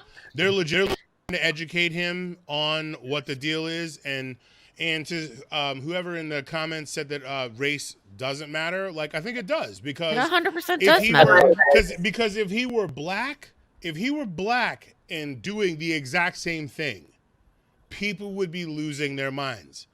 Well, as a white chef who live with a Japanese family, can I speak on this real quick? Yeah. I mean, as a chef, I have done many different cuisines and cultures. Most recently, I worked with Airburn Yang, who's a very popular Asian chef in the city. We did his cultural food from his family. He did his wife's family's culture food, and a lot of it's about the respect of the food. It's like telling a story. So like it goes deep. Yeah, I and who's to say there's nothing saying that this dude isn't passionate about what he does. but his whiteness, arrogance, his privilege. That's his privilege. his arrogance. Arrogance. It's his speaking arrogance. I feel better than you. Like when I opened the Mexican restaurant, I went to Mexico. I trained, and like I was saying earlier, it's like when I was introducing the food to the neighborhood on A Street, it wasn't like I know more about Mexican food than anybody here. It was more like, hey, this is what I learned. This is my take on it. I'm gonna try to do this. I mean, authentic as if I was possible. a black guy and I was gonna start a truck doing like Greek food, Right. If I was a black guy and I was starting I love heroes. I love Slovaki. I love fucking, I love all of it. And I decided that I was going to go to school and learn the ins and outs of all of it. Right. Now, let's say I have established myself. I'm 10 years in making baklava that if you don't know it came from a black guy, you'd swear it came from your grandma. You know what I mean? Like, and all of a sudden, I decide to open these restaurants, this Greek fucking cuisine, and then I decide that there's some unique or seasonal Greek dish that isn't served in all of these mainstream places or whatever, and I decide to critique them. Well, why aren't you guys? I have this thing on my menu. Why? It's such a shame that all of these people. That these Japanese restaurants aren't holding Japanese cuisine. This is also part I of the would reason look like an asshole. I would look like an asshole too. Like, this is why I got out of the culinary industry, because I started seeing the chef's ego, like guys like this. Wait, you can't. Hold on, Steve. You can't say fuck the Greeks because you guys gave us philosophy and democracy and pedophilia. Like, like that was a nice little. That was good. This is hashtag. This is Sparta. Like, but no, for real. Like, there needs to be a line. There needs to be an understanding in the culinary industry that your love and passion for a culture and its cuisine. Dude, I love Peruvian chicken. If I learn how to make perfect on the spit fucking pollo, that does not give me the fucking right to criticize Sardi's, El Pollo Rico, like any of the fucking legit pollo places that have been putting in the fucking work and making the magic happen without the notoriety, without the fucking pomp and circumstance. Like, we got to get to a point where the celebrity chef thing, we got to put that shit to fucking rest. I think it's totally. I really do hate that. You're either about feeding people and making people feel loved. You're either about feeding people and making people feel loved, or you are about being famous and being like, what's the fucking point? It's the same thing with fucking music. It's the same thing with music. You're either trying to touch people's souls, or you just want to get fucking paid on whatever the fad is. Or whatever, dude. Like, I mean, you just want people to like pump up your ego. Like, Caitlin, you were about to say something. What were you going to say? I was just going to say, I don't have any, like, I think it's great that people want to learn more about other cultures and learn how to cook like more food, and that's great. And it's great that if you get so into it that you make this like your career. But the very second that you start saying that the original culture that you have just learned about is wrong, Right. the audacity of that. Right. I mean, Right. seriously. Wait, would you say the caucasity? The caucasity. Can we get a hashtag, Marcus? Nope, 'cause I can't spell that. Caucasity. So what is even more insulting is that he was just recently named the Japanese cuisine goodwill ambassador, and That this pissed is what me he off. does. Was that from And like 2019? I'm not sure. Yeah, But and like some of the this is from Eater LA, and some of the people in the Japanese American community there, where they were saying that that they found his caption untrue and hurtful because not only did it erase countless cooks and chefs' efforts, Japanese cooks and chefs' efforts, but also blaming them for not upholding what his own perception of the cuisine is and its authenticity makers, Right. and like Right. Because you know who what? does he Because think you know he what? is? Right. Yeah, Because you know exactly, what? like- He sure as fuck wasn't the first motherfucker to make that dish that he was making. He's just Yeah. the first. He's just the first motherfucker to make that dish and then post it on social media and go, I made this fucking dish. Like, why the fuck does he think that he's the gatekeeper to that? Like, No. really? Right. 'Cause he's Like a so punk many ass other white people guy. who feel that they are the gatekeepers to information or whatever, like Look at him. I Look at mean, him. what exactly? He looks like a penis. All right. So hey, quick question. I like this question. Where do you guys think? And this is so early in shit. We're still in the throes of everyone getting vaccinated. Yeah, where do you guys think the DC industry is in? And Caitlin, as a secondary question, I wanted to ask you, as someone who you've been in it for a long time, you've got family invested in it, you pulled out because you needed to, you had to do whatever. Do you think that you are going to go back? What are the odds? And if the answer to that question is yes, like, what do you expect to face going back into this? To be honest, I don't want to go back, not because I don't like it, but because I think that it's getting worse and worse financially. I feel like the chances of me going back are a little bit higher than me not going back just out of financial necessity. But I think that unfortunately, and I'm a liberal, right? Like I'm 100% on the left, but I think that the left push towards the minimum wage, like getting rid of the tip minimum wage and like the Initiative 77 sort of stuff, like I think that we are going towards that. And I think when you put that on top of gentrification and just like everything else that's happening in this country, I think that the days where we used to be able to make more in this industry than if we had like a college degree in some other, profession are slowly it's going away. And I don't see how we're gonna fix that. Like I want to try to keep fighting and I will try to keep fighting it. But at some point, the majority of the population is going to put it to bed.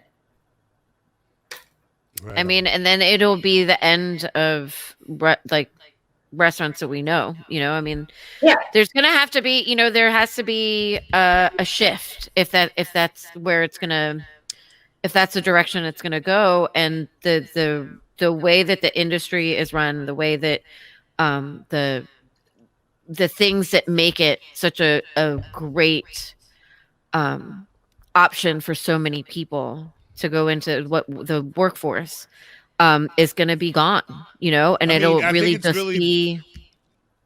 I think it's been really interesting. There have been a number of stories in the last couple of weeks of people highlighting that businesses are doing everything from signing bonuses and so on to like try to entice people to come back to work. Right, but like, I saw. Hold on, real quick though. I saw I saw a meme, or maybe it was like it was either a meme or it was a quote tweet or some shit where some business posted a sign that said that they were closed because of lack of staff. And some Republican tried to retweet that picture as like, this is what happens when you give people stimulus checks and how many stimulus checks? 2,000 and then 1,400. And Right. then, everybody's battles with unemployment, et cetera, et cetera. But like, to paraphrase, they were like, this is what happens when you give people stimulus checks and they get so lazy that they don't want to go back to work. And someone was like, no, this is what happens when you never actually offer people a legitimate fucking wage in the first place. And now there's a slippery slope. I want to say something about that. Tipped wage. Slippery slope between that and the tipped wage. And go ahead, Caitlin, take it. So, okay, one thing that really fucking bothers me about that entire conversation, right, is that this time period that we're in right now, when everybody does not want to go back to work, there's reasons for that. If this was before pandemic times, like wanting to go back to work in a restaurant before the pandemic is way different than wanting to go back to work now. It's not only the fact that there is still a health risk, but it is also the fact that your earnings are probably reduced right now. It's way more stressful to work right now because of how understaffed it is. You already have all these restaurants that have lost so much money over the last year that any benefits they were offering or were thinking about offering, they're not offering now. So you cannot use now as any sort of indication of how restaurants were doing before the pandemic because it's a completely fucking different situation. And I'm so sick of people using that as like, they're saying like, this is why restaurants should do this or this. It's not either way. This is completely different. This is outside of the normal conversation about how restaurants. Thank you for getting the nuance of what I was trying to set up. Yeah. Right. And I think that's what the frustrating thing is about the people who do support that narrative is that they are, oh my God, Marcus. What happened? Like, why? Anyway. Marcus likes to put on masks. No, This was actually the mask that we got him when he had his dog bite. Didn't read, but it didn't cover the right side. Mask, but it covered the opposite side, so we were like, it's even better. It's even better. It works even better. I didn't read the tagline. Marcus is red. Even the better river. Even better. And the Phantom returns. Oh, I didn't catch that. Oh, shit. Look at Marcus leaving Easter eggs in the fucking Chiron. Anyway, so what I was saying about what Caitlin was saying is that like what is frustrating is that the people who take advantage of that false narrative and they use it to promote this idea that like I mean like the pandemic, like what you're saying, is completely different and there is no reason whatsoever that anyone should rightly be using pandemic times in order to support. It's like Rock is like, narrative. Don't pay enough. It's not because we're in the fucking global pandemic. Like seriously, right? And like it's just nobody should be operating in the ways that like you would be operating pre-pandemic. Like if you are, then there's something the matter. I mean, like Florida, who doesn't give a shit? Yeah, like they never shut down and they've just been doing whatever the fuck they were doing. Yeah. But like you can't use this time to support your narrative that like there needs to be a change in the restaurant business because ultimately like the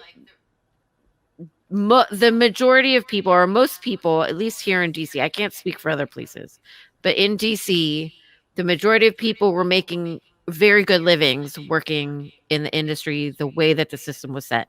And that's not to say that you didn't have the option if you want to do without the tip credit and like do pooled house all around and like operate however you can do that. But like this desire to just completely eviscerate the restaurant industry the way that it operates right now because it doesn't work for like a percentage of people who ultimately, when all is said and done, maybe it's just not a good fit for them. There needs I mean, to be, you know? there how has can to we be talk about- some fucking middle ground. There has to be a Of middle course fucking there is. ground. Right. There And has to be. Like, it's just, raise it a little bit, but don't eliminate it. Don't Yeah. I mean, and there has been research that has been shown. I mean, I don't want to get too much into the tip credit, but like there has been research that has been shown that there's a tipping point where where you go past that amount and then for the tip credit, and then it just completely devastates a small business. And like back to what you were saying, Boo, about the restaurants that are offering incentives, like sign-on incentives. I mean, if you look at every single one of those are not small businesses. Those are not like oh yeah. mom and pop Yeah, restaurants. but There's the- no yeah. way. There is no way that these small I wanted businesses to independently put that out owned. there. I wanted to put that out there so that those points could be acknowledged. Yeah. Right. I I mean, like threw most those of those out there places so that that- are offering those incentives are like corporations. They're like bigger, larger business restaurant groups.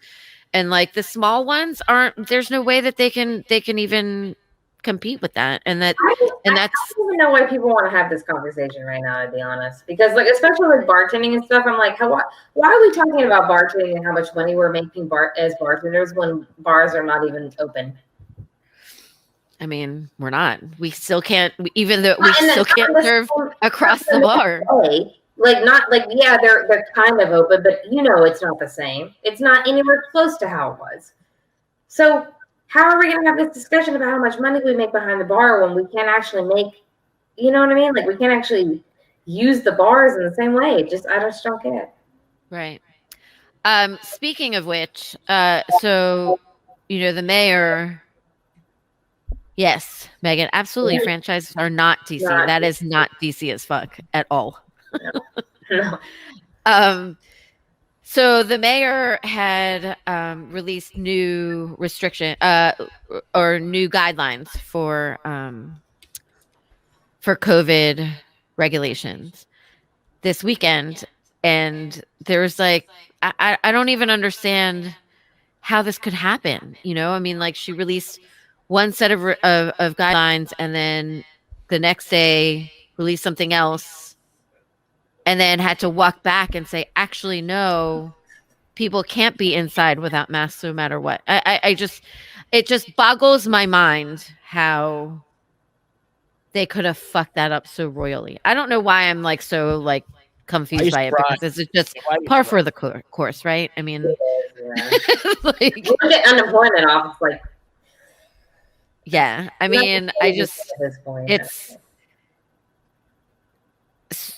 It's crazy to me. I don't understand how, like, like the whole thing is, Washington Post had written this article about to mask or not mask, and the mayor's new orders that were released on Friday were so confusing, to the point where we actually, so yesterday at Nick's, again, just another down by the river with Val story.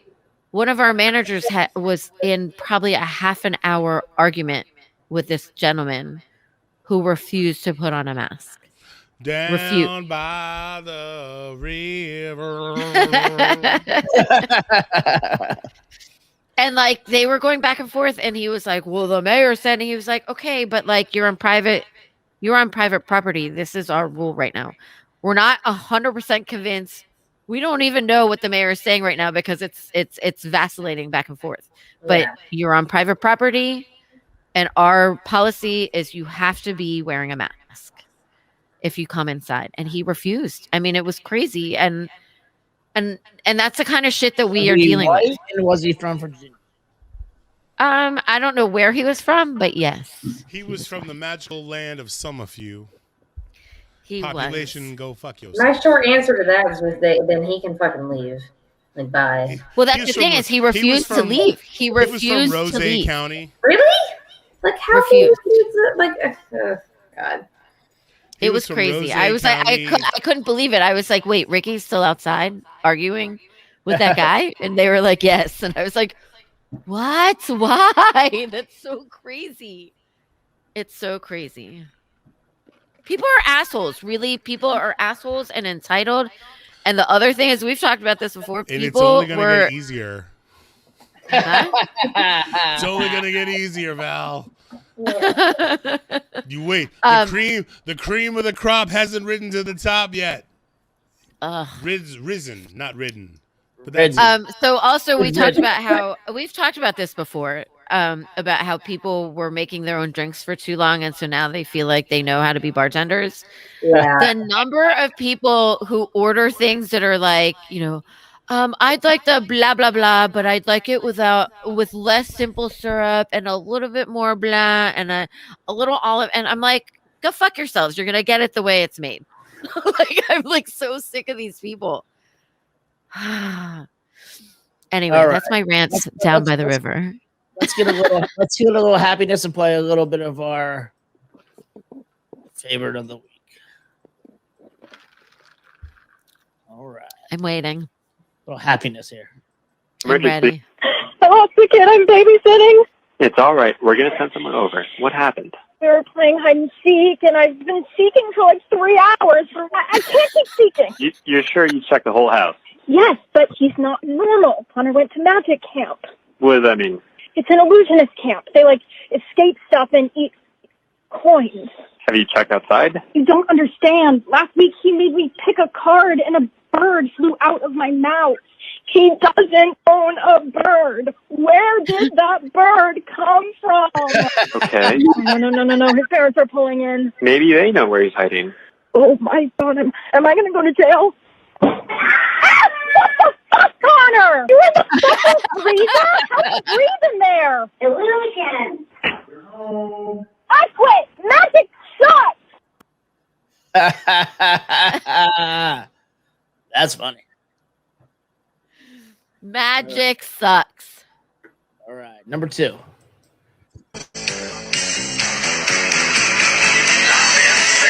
And what do we say to boys that have trucks like that? That's right.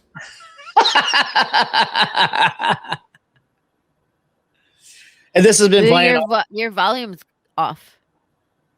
Boo, do a shot. Boo, we can't hear you, Boo. Do a shot. worth it. Totally worth it. I'm not gonna do a shot, but I'll do here. I got like 8%. Oh boy, y'all. Chug it. This. No, don't chug it. Don't chug it. All right, we'll play one more and we'll get to another topic. I chugged it. All right, we'll watch this and then we'll go to our next topic. Thinking there's that carpet. Something scary is going to pop out, but, you know, maybe not. I don't know. My dog, Daryl, stiff as a board.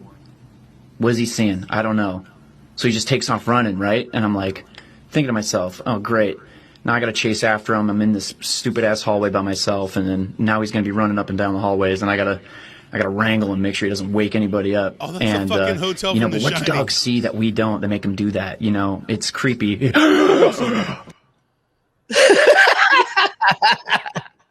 Who's ever TikTok that is, I'm gonna fight you. It's good. Get out of me when I watched that the first time. That shit's whack, dude. That wasn't even scary. That just made me mad. It was scary. All right, well, here's a little uplifting, funny stupidness of pets. I got onto like one of these pet TikToks this week too.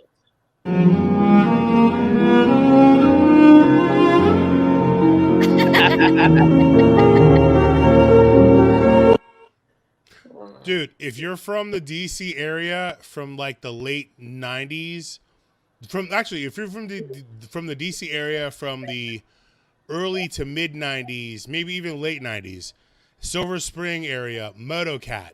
There was a dude, he had a BMW motorcycle and had a cat that had its own little fucking like patch where it hung out on the fucking gas tank, and it had its own helmet. This cat was in the fucking newspapers. This cat was when he died. MotoCat made the papers when he died. And this dude used to come up to my fucking school. Shout to Montgomery Blair High School, the OG Blair, not the new school one. But like, this dude would come up and hang out, and us fucking stoners and all these motherfuckers tripping balls on their lunch break at study hall and shit would be like, yo, man, this fucking cat's got a helmet on, man. Like, Bama's just like lose their shit, dude. And so, yeah, any animal that's travel savvy. We got 4 more TikToks to show later on about that life. Yo, real quick, let's do the call to action, man. Yeah, man. To anyone, Do it, boo. yeah, man. Yeah, man. To Yeah, man. any of you mans that is still sticking around, you can come find us on Facebook and Instagram, the District of Misfits Show, man. With you go to Twitter, man. You go to Twitter, man. It is our Yeah, man. At point, DC 57 Misfits. minutes. Who has crossed that line of the Never Land, ladies and gentlemen? I mean, I Who think he crossed it a while ago. crossed that line? Well, he is officially. I've stopped And- hiding it. I've stopped hiding it. Exactly. Here's the thing. I was on wine, and then I was on beer, but then I was like, oh, shit, I still have wine left. So drank Megan the called you wine, out and like then I'm Megan now called back you on out the like beer. 35 minutes ago. My shit's off. She 100% did. Hey, who, what? Megan called you out like 35 minutes. Who what? Who what? Oh, what? Damn So you to I hell, heard. Megan. Listen, I heard Hanson the other night, and I was actually like rocking to it. I was like, all right, go ahead, Hanson. Yo, those dudes are like 50 now, though. So No, can they're you really younger trust now. them? Wait, do they still sound like they're 14? I mean, it was on XM I and, it don't was, know. and when they were actually 14. So. Are they from Yeah. Delaware? No. Stella what? Stella who? Why? Wow. And Stella how? Anyways, back to the call to action. If you really like what we're doing on Twitch, you go to District of Misfits. But you just go skipped to- like 4 things. Oh, yeah. Sorry. All right, your No, I last only one was skipped Twitter. Stop. Actually, I only skipped one, Mr. Exaggeration. Skipped Go it to twice. our YouTube channel, the District of Misfits shoe. Really big Yo. shoe. You can catch all of our Yo. shoes on this segment on this YouTube channel. And then Twitch, District of Misfits. Go to districtofmisfits.com and support us by purchasing our wares. And if you are Nope. You got that wrong Wait, too. It's what? Crushing DC. What? Crushing DC. Oh, Where they do we have go? OnlyFans that Jamie's helicopter. No, wait, what? Jamie's 1930s vaudeville helicopter review coming soon to our. Val, OnlyFans. ask him the question you're going to ask him. Boo. Where do we find our wares? At 'Cause you said the crushingdc.com. district. Yeah. You said districtofmisfits.com. At someofyou.org. No. That's for legal advice.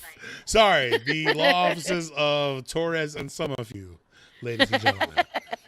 I'm really glad you liked that because that was one of my favorites. That was funny. But yeah, so where were we? Yes, and if you want to create your own podcast, and you wanted to have this level of flavor and caliente-ness, go to the District of Misfits show at gmail.com. Caliente? Caliente-ness. Caliente-ness? Yes, Caliente-ness. I took it to that little We're not a extra level. Chianti. I opened Yeah. up a We're not a Mexican white- restaurant. we're not a I red know wine. how to And, speak and Spanish. wait, stop. You guys, you didn't know this, but there's 2 more fucking sponsors for this segment. What? Yeah, I know, right? It's crazy. All right. I can't fucking believe it. They came to me this weekend. It was insane. It was nuts. They came to me this weekend. And so, our first fucking sponsor, or it's maybe our second to last sponsor for this show, is Conservative Tears. Delicious. So good. And lastly, Conservative Tears? Lastly, whoa, wait, don't. Oh shit. You know what? How about this? We're gonna jump ahead. No, we're gonna jump back and kiss myself. Where are And we going? I have Do I no need idea. more of this? this last segment of the show. Don't you have one more? Oh, yeah. No, seriously.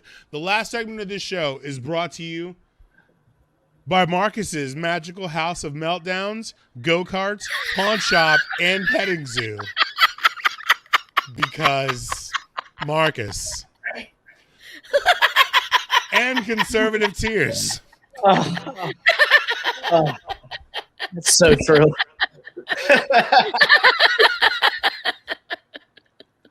Magic. Nothing says magic than having a rant and then trying to race a go-kart and then pet a goat. Not necessarily picking up what you're putting down. And yeah, there's loose weaponry and shit behind the counter. You know what I'm saying? Can't breathe this mask at all, guys. I never wanted to own a crossbow until I walked in this place. It was great. And so yeah. It's beautiful. I love all our sponsors. There you have it. Our sponsors for this week. They came to me. They were so generous. They came right to you. Offered so many things. All the things, Boo. He cream pied you. Whoa. I like the fact what that is it? Sparkly. I like how Val knows what a cream pie is. I mean, we all got Pornhub, bro. Come on now. Let's stop being bashful. Listen, I guarantee you. No. Listen, I guarantee you that the four of us on this show right now, we are not all into the same type of porn specifically. But I bet you there's a fucking Venn diagram, dude. There's some overlap. There's spaces where we are, the four of us. There is a space in that Venn diagram where the four of us are like, oh yeah. All right, well let's figure that out. Yeah. No, that's the best part. That's the best part, dude, is not knowing how the sausage is made. But just knowing that, like, on some level, there's some shit we're going to throw up on this show that all four of us are going to be like, yeah. But I will say Jamie will not be in this circle. Nah, Jamie's Ven's a little smaller. Jamie's going to be over here in the Venn diagram. Jamie's Ven's a little smaller. We're going to be here, Jamie. Shout out to the Roderick Foot Rub Foundation for the generous donation to our cause. You know what I'm saying? Like, why is Jamie not... Seriously, that Rent-A-Center that he's going to needs to go to a different one. He fucked up so hard. He missed out so bad. All right, let's wrap this bitch up. We're at fucking 2 hours and some change. 52 hours? Caitlin, you are our friend, our guest, our lovely guest host with the most. You got any final thoughts? It's going to take us 45 minutes. It's going to take us. The reason why I'm doing this now, stop. The reason why I'm doing this now is going to take us 45 minutes to get through it. So don't tag me out, Marcus. I'm doing this for practical fucking reasons. Hold on. But at least let our guest get her shit out the way. Hold on. Are we closing out or are we doing gates? I got a lot of pictures. Listen, all right, so let just let Caitlin get her final thoughts in, and then you just I got one picture. Can I show the one picture? Poison all of us. Can I show the one picture of Gates that I really wanted to show tonight? Oh no, dude, trust me. Oh wait, stop. If you want Gatescape, bro, we do this. Cue me up. Let's do Gatescape first, and then we can have final thoughts from Caitlin. Let's make this happen. So I left off last week because there wasn't any fucking interesting news. I don't even know what that was, but I love it. What happened? I love it. It could be a pack of fucking hyenas, which would have been better. I'll take it. Artificial laugh track. So, yeah, in this week's installment of fucking Gatesgate, this fucking hump, this professional howdy doody impersonator, and what you would smile like if you literally watched a kitten get fucking eaten by an alligator. Matt Gaetz had somebody fucking legitimately his friend. Oh wait, what the fuck? Sorry, I'm having some technical issue. Oh, here we go. Boom. Figure it out. Yes. So, in an article posted by the Daily Beast, April 30th, 2 days ago, headline is bombshell letter. Gaetz paid for sex with minor. Wingman says a confession letter written by Joel Greenberg in the final months of the Trump presidency claims that he and close associate Representative Matt Gaetz paid for sex with multiple women, as well as a girl who was 17 at the time. Quote unquote, on more than one occasion, This individual was involved in sexual activities with several other girls, the congressman from Florida's 1st congressional district, and myself. Quote, end quote.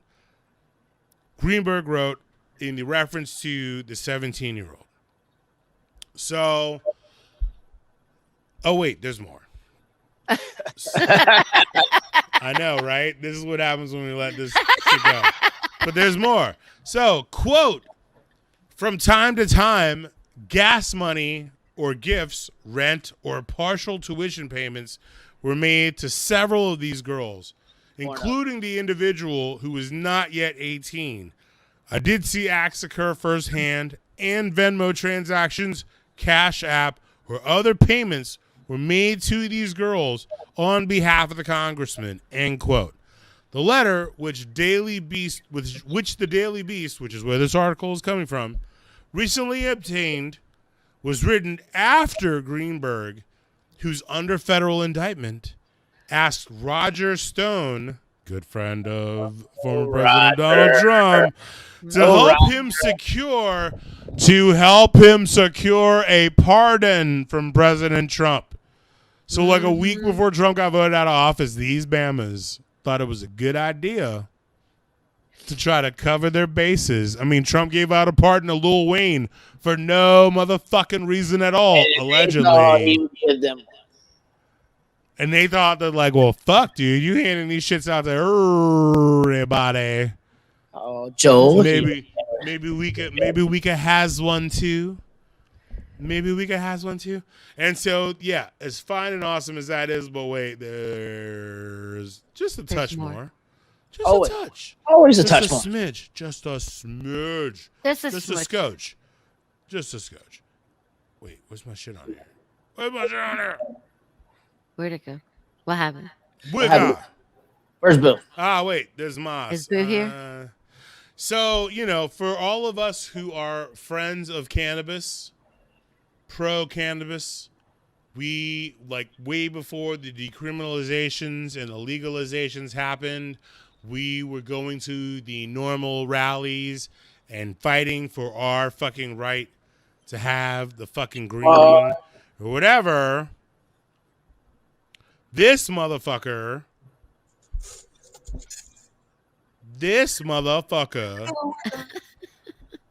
Why is my shit not open, bitch?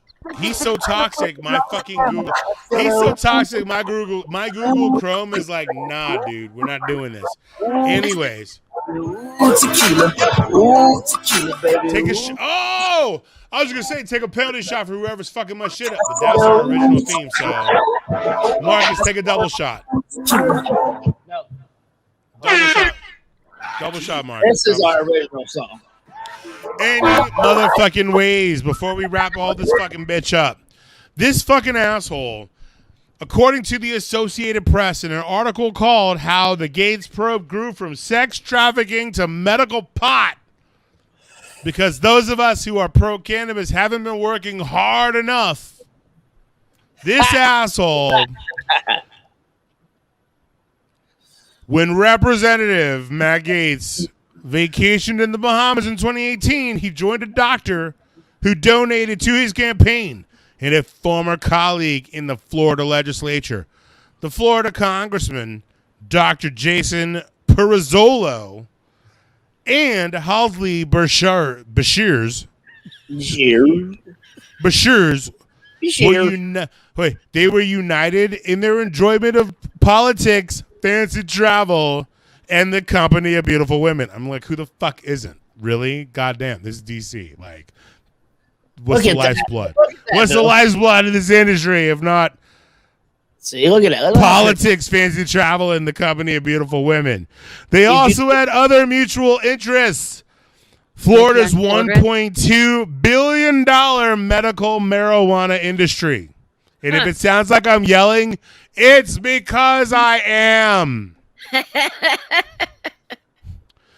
So anyways, the Bahamas trip is a central element of a federal investigation surrounding Gaetz that has suddenly endangered his political career, according to the Associated Press. What began as an inquiry into sex trafficking and whether Gates paid women and an underage girl in exchange for sex has grown into a larger review of public corruption, according to the people familiar with this investigation. And for my last bit on this fucking story, investigators are looking at whether Gates and his associates tried to secure government jobs for some of the women, the people said. Yeah. They are also scrutinizing Gates' connections into medical marijuana sector, including whether Pizzolo and others sought to influence legislation Gates sponsored. The investigation also includes legislation from 2018 when Gates was in Congress and earlier work in the legislature, according to one of the people. Matt Gates, I want to fight you so hard. So hard, and I promise you, if you take up my challenge, it will be dirty. It will be nasty. There will be no rules. There will be no mercy. No mercy, Matt Gates. There should be public beatings. Not one iota. And that is my soapbox for this week. Good luck. God bless America. Planet Earth. You fucking fucks. I love you. All right, with that one. Hey. Wow is right.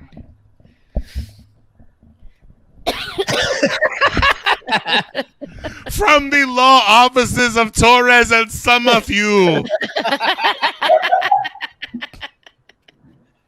That's where Boo's coming from right now. It's okay. Seems like he's had some a few. Yes. Caitlin, this picture. Where's this picture? This is supposed to be a safe space, goddammit. Shh. Caitlin, this picture is when? That was Is that when you were hanging out with us? Was it election? Yes. So yeah, that was a Look at the picture. You took the picture, Val? I did. Yeah, that was This is election, when we, right? this is when we found out Biden won the election. Yeah. No. What? Yes. Was it? Was it Yeah. not? Yes. I don't fucking Yes. remember. Yes. It was. Yes. We went and got pizza. I think Boo died. Boo was gone.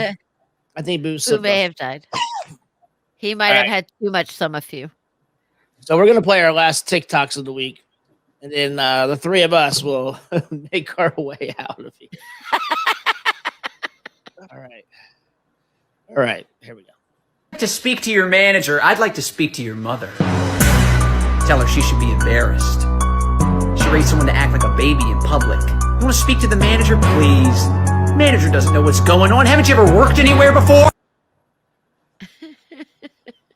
The IKEA guy. Hopefully he keeps making more videos.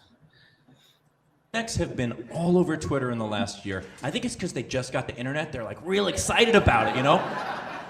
And anytime anything progressive happens, there will be a fake redneck boycott. Now, what I mean by this is, so Trump banned immigrants. And then Starbucks came out and they said, hey, we're going to hire 10,000 refugees. All these xenophobic rednecks went on Twitter. We're not going to drink Starbucks anymore. When the fuck did you drink Starbucks? And if you did, didn't you stop when they had a red cup? One of the actors in Hamilton had some words from Mike Pence during a performance. All these blindly patriotic rednecks went on Twitter. They were like, we're not going to go see Hamilton anymore. How the fuck did you get Hamilton tickets? What are you talking about? You can't boycott something you don't use. We're not going to drink Starbucks. We're not going to go see Hamilton. We're going to boycott next. Portland, Oregon? Shut up. You don't use these things.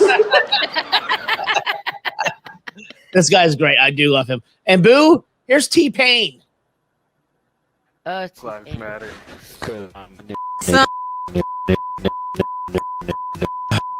Black Lives Matter. This is my clip of the week. On that and I want all of them. Yeah, man.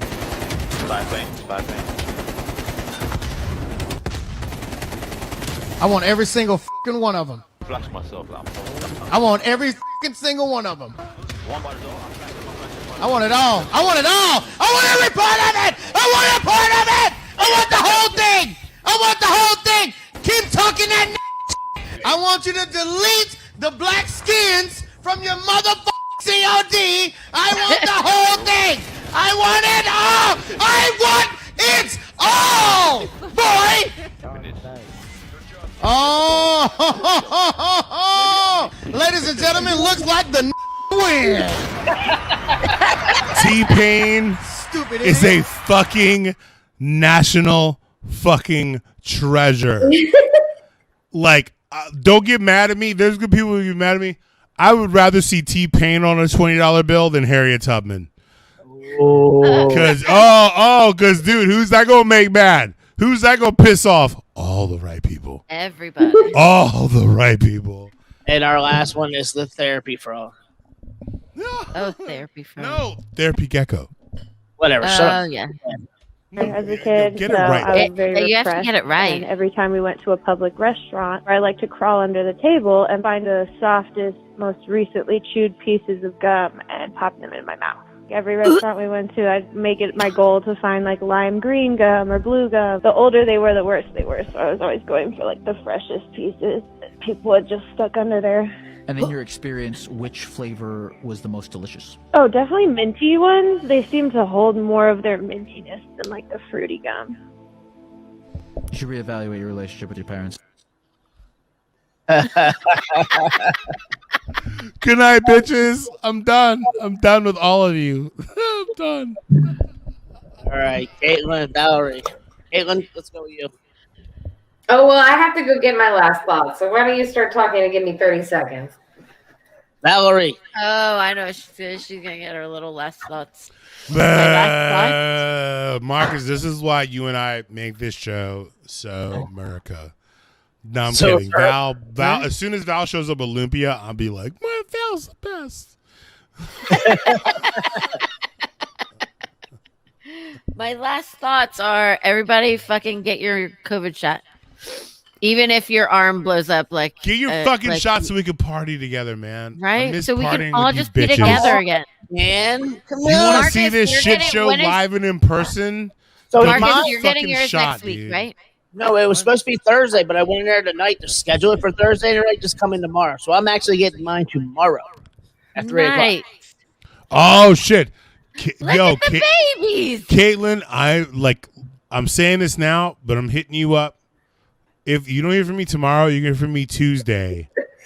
I'm gonna need at least one of them bad man pajamas, if not two, for a 10-year-old and an 8-year-old that are gonna fucking soil themselves. Are you really getting them one? Dude, DJ fucking got straight A's on the fucking honor roll, dude. So you're gonna get a cat that won't die for like 10 years? He asked for a kitten. Like, first of all, I've had cats. I'm a cat and dog person. Like, I love them both. I had cats for 17 fucking years, and I have a Boston Terrier who lives from 13 to 15 years. That's now 20 years old. So if there's anyone on this show that can adopt a pet, it's probably me. I'm saying that my roommate has a cat, and it is 21 years old. Yeah, Wait, 20. That's just 21 years old? You just got 20. When a I cat, thought he was 19. when a cat hits 17, I mean, that's still old. When a cat hits 17, you start prepping for the worst, and everything that happens after that is fucking bonus. The little mew mews. So, but yeah, Caitlin, we gonna chat. Like my kids expect to come back to my house in a week or so to just business as usual. Mm-hmm. But the young man, he has Wants the performed kitty. above and beyond. Wants And the pussy. one of the things that he asked for a kitten. He didn't ask for a cat. He asked for a kitten. A kitten. Give them the pussy. Caitlin, what are these two's names? Kahel and Natatangi. How about this, Caitlin? Maybe you and I make some arrangements where I can bring DJ over there, and he can meet them, and let him bond with his own kitten. Now, will he cry when he sees them? Probably. Yeah, probably. I would if I was his age. He's definitely gonna pee. He's gonna. I'm predicting he's gonna pee a little, but he's definitely gonna cry. I mean, He's definitely gonna be. He's definitely gonna be like super emotionally invested in like. Just kidding. You know.